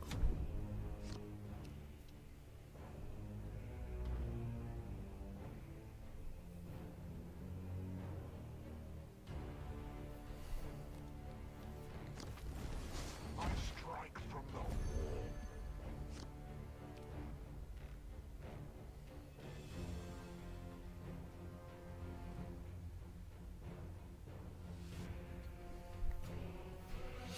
Okay, right, so we can go off here, can't we?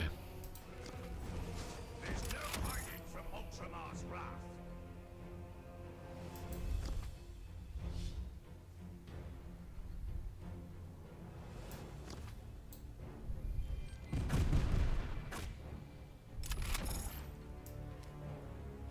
I can't do that. Ah, stealthed up, aren't you, buddy? Stealthed up.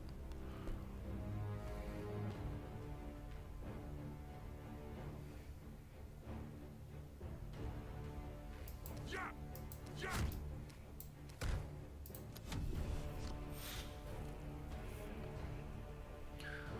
We'll take a pretty horrible spawn in here, aren't we? Murderous could be bad too. Just don't think about the pedestrians as you place behind the wheel, but think about how much gold it will drop from the unstable keyword.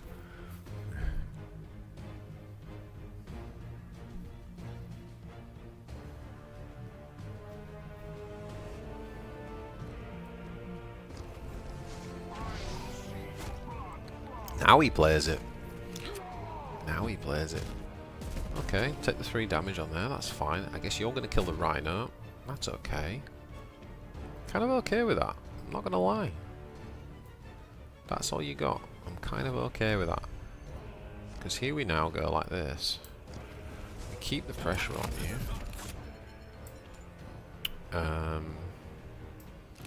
We got Warlord.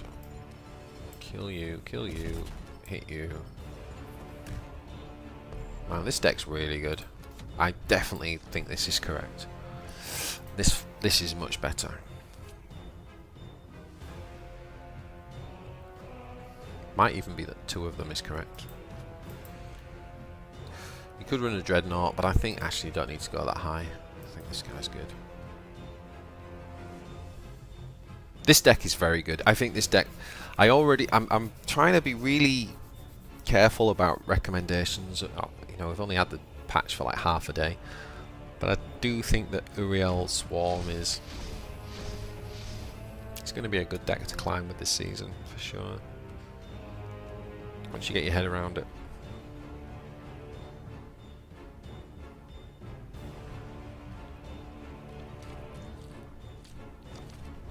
Ouch.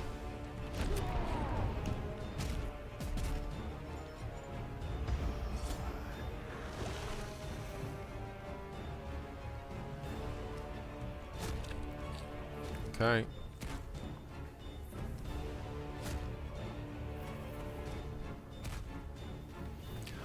Sure.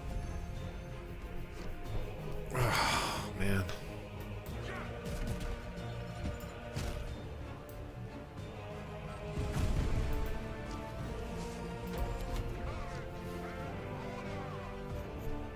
Can't attack now, buddy.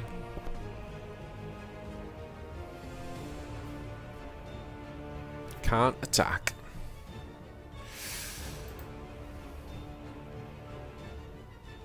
So, Uriel versus Harkin.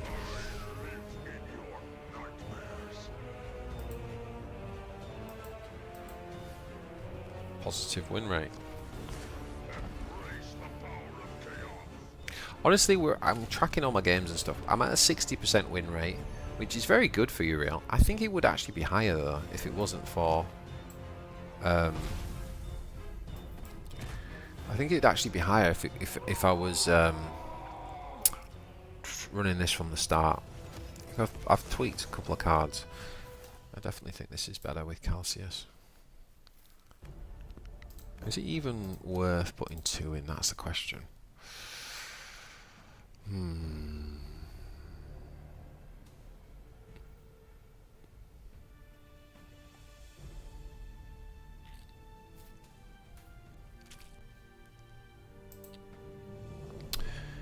Gary on, got to go, as always. Thank you for your content, BJ. Have a good time, everybody. Until next time. Yeah, man. Thanks for joining. Thanks for hanging out. We'll see you again soon, buddy. Check out some videos. And, yeah, cool. Nice chatting with you. And, sprechen die Deutsch. Auf Wiedersehen. Tschüss.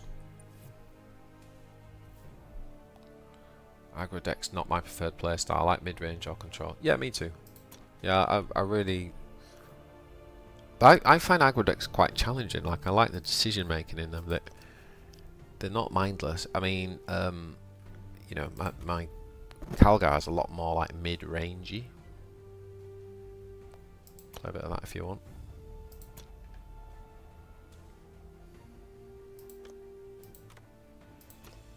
I feel like we've got to make a choice on these 5-drops though.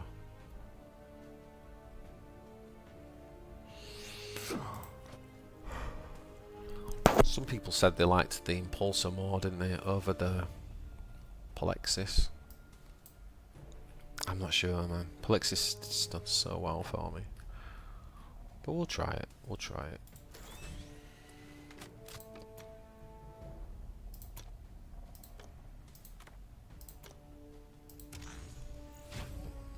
Juice.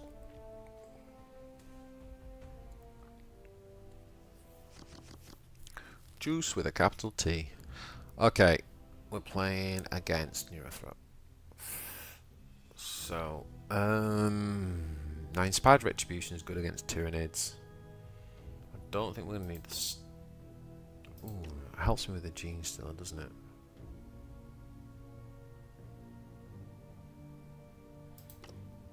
No.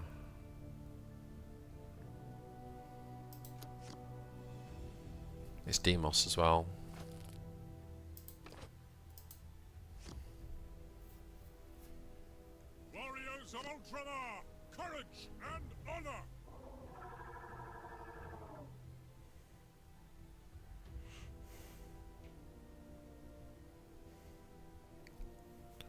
So he's been playing this all day.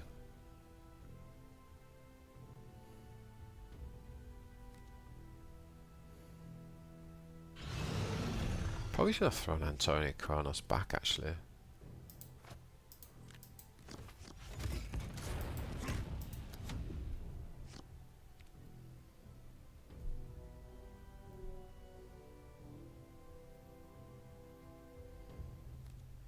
Yeah, they're now stealth, yeah, that's true.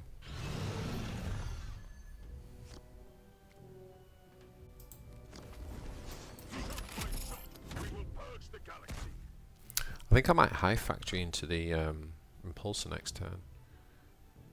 Mind you, we haven't got the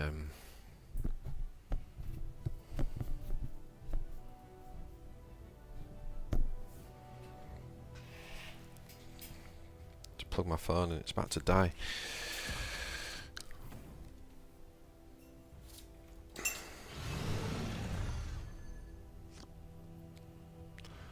That ain't it. That ain't it, buddy. That ain't it. So what are you all excited about going and playing? What are you going to be playing in the next couple of days? And are you all going to be listening to the podcast? If you haven't listened to the podcast, go listen to it. Now then, do we... I think we don't play high. I don't think we do. I think we just drop this.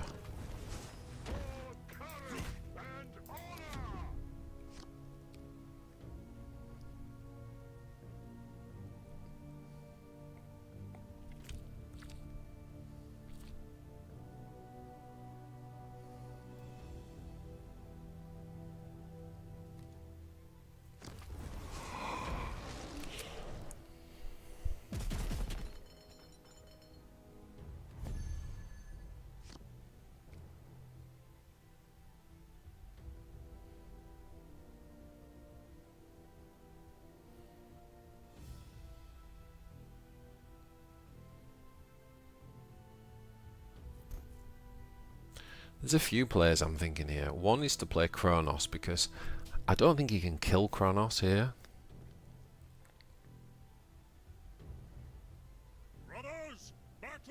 No, he could, because if we play that and then he Hive Crones that, those two would then kill Kronos, so we can't play that.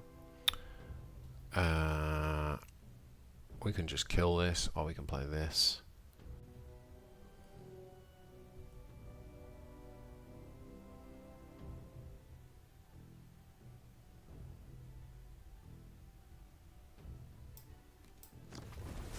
There's no hiding from Ultramar's wrath.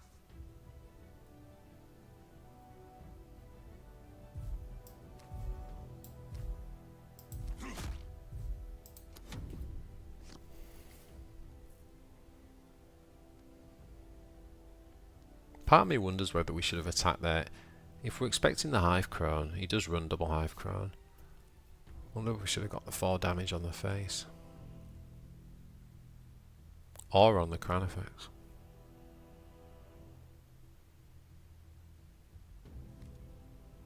Okay, he hasn't got it though.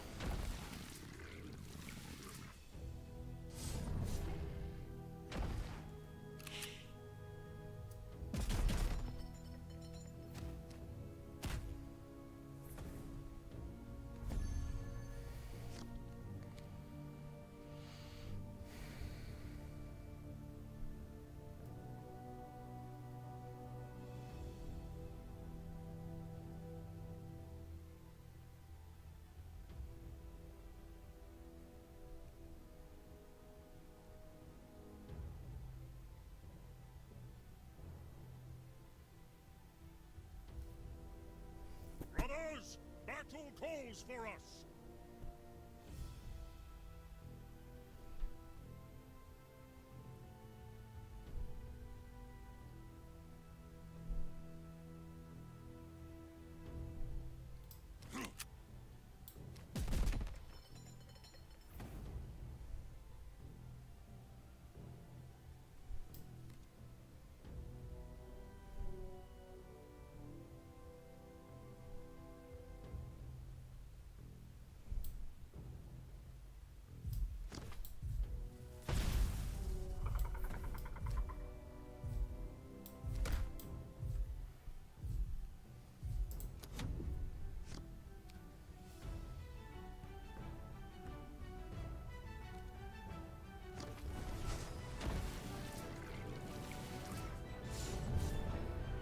dream would be the 0 insight here. I don't think I played that well, by the way.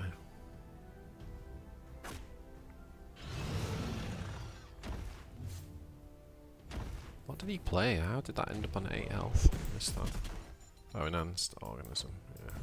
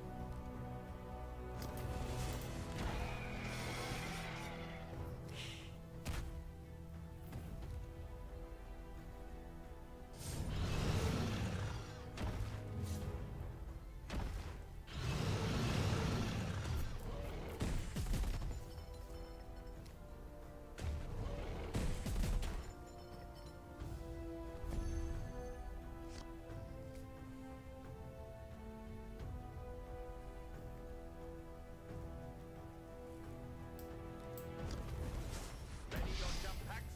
We strike now.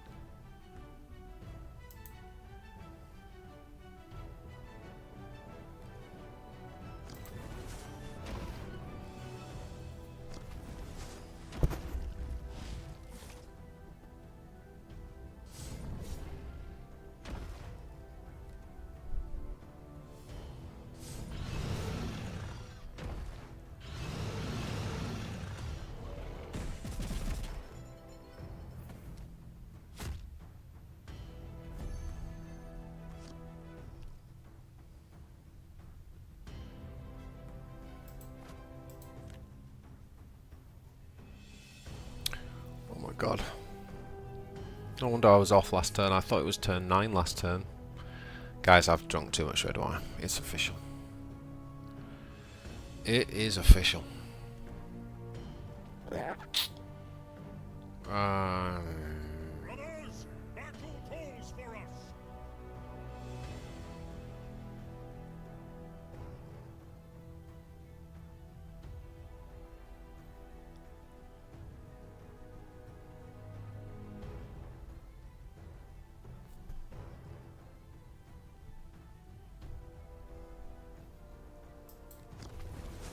One strike is all I need.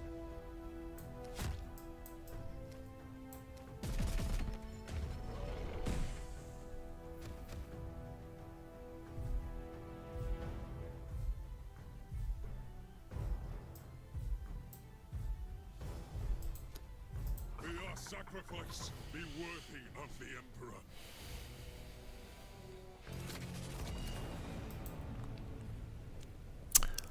Yeah. Nicht gut. Nicht gut. I want to play. I think I just want to go back to Anvia, do I?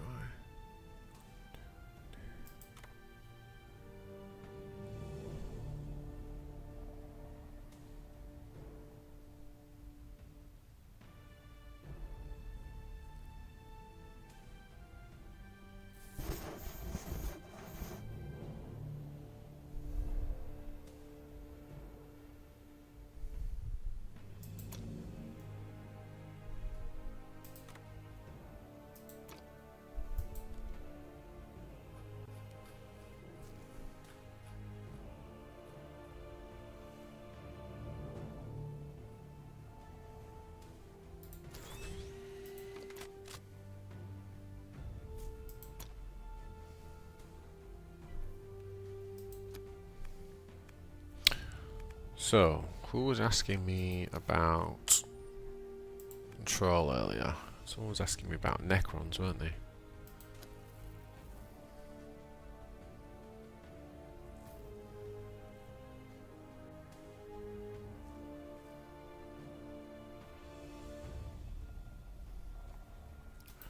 Oh, really not in the mood for that though.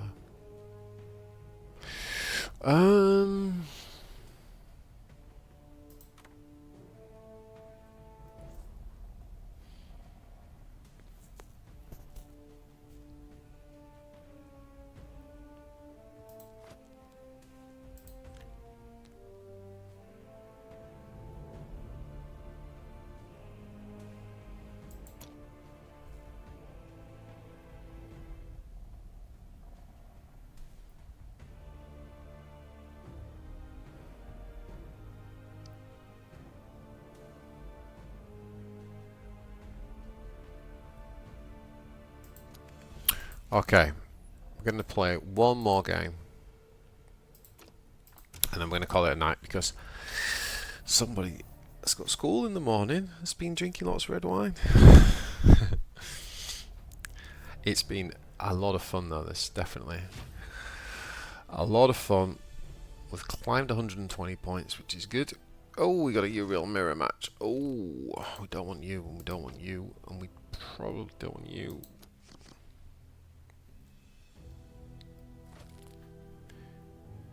Here we go, boys. Here we go. Let's go with that. There we go. Yeah. So we're going to do one more, and then we're going to call it a night. And I'm going to tamper with decks and whatnot, and come back again for some more. Hope you found it useful. Hope you found it helpful. Hope you found it fun.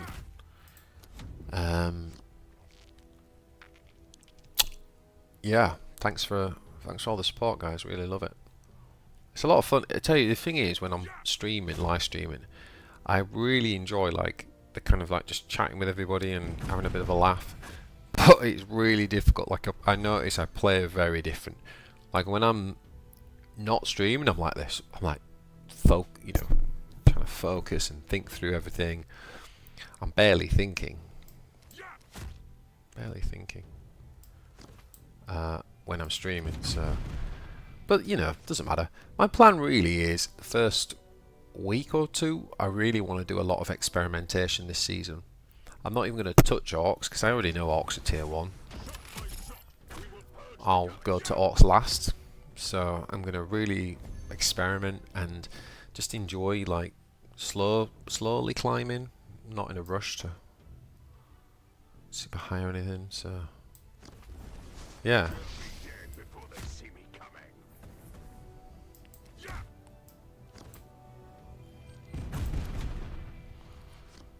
Okay, next turn we can go off.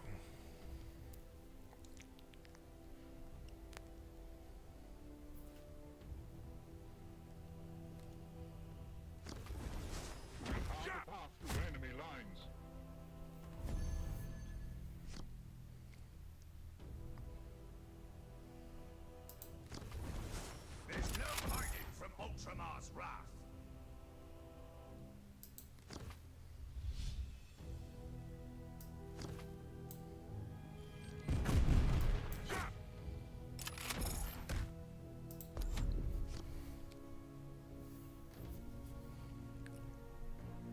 Put a bit of tempo down.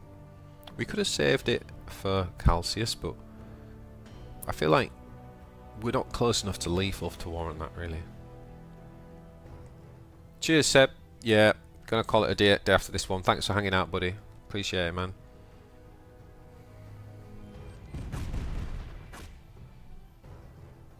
Right, what was that? Storm Raven, was it? No, it can't be. Oh, it was just his Master of Fleet, wasn't it?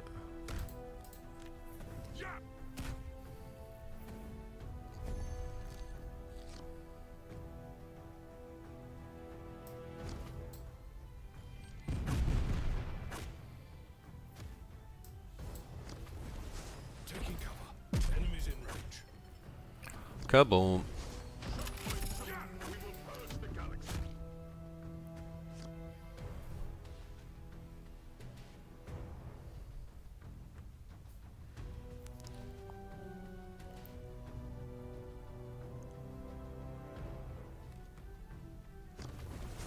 Honor guard, yeah. Kills the scout, fair enough.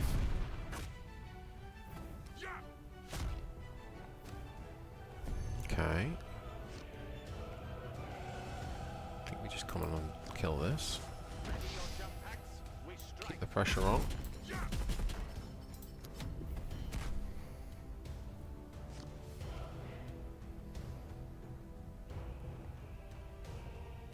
So, with Hero's Respite next turn, we've got more chance of drawing into Death from Above, which would end the game.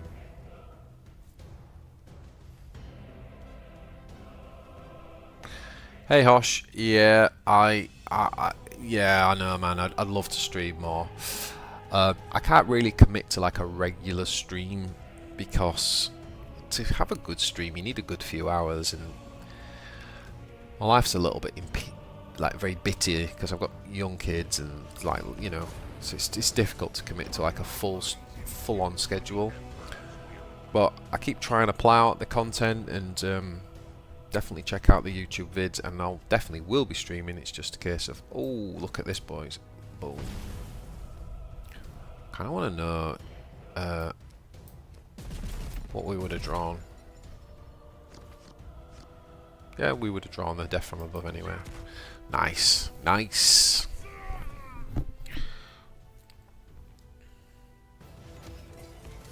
Uriel Mirror. That's a good deck, that. It's a good deck. Alright, boys. Thank you so much. It's been a great time hanging out. Really enjoyed it. I'll definitely be doing some more streaming now we've got the patch out. So, yeah, keep tuned for that.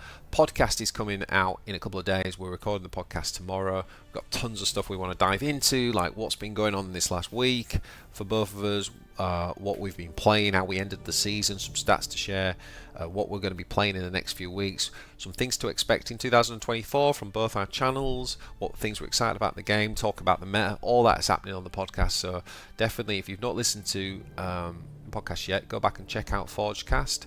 I've got a playlist on my channel which has the way we do it is we do the first half of the podcast on the Ecclesiarch and the second half on mine, but I have actually got a playlist which just links the whole lot, so you can go and watch that. Yeah, anyway, whatever. Look, thanks for hanging out, guys. It's been good fun. Look, enjoy the patch. Yeah, go and have some fun, experiment this week, play a lot of different stuff, and let's see where the meta settles. Alright guys, until next time, peace. Tschüss.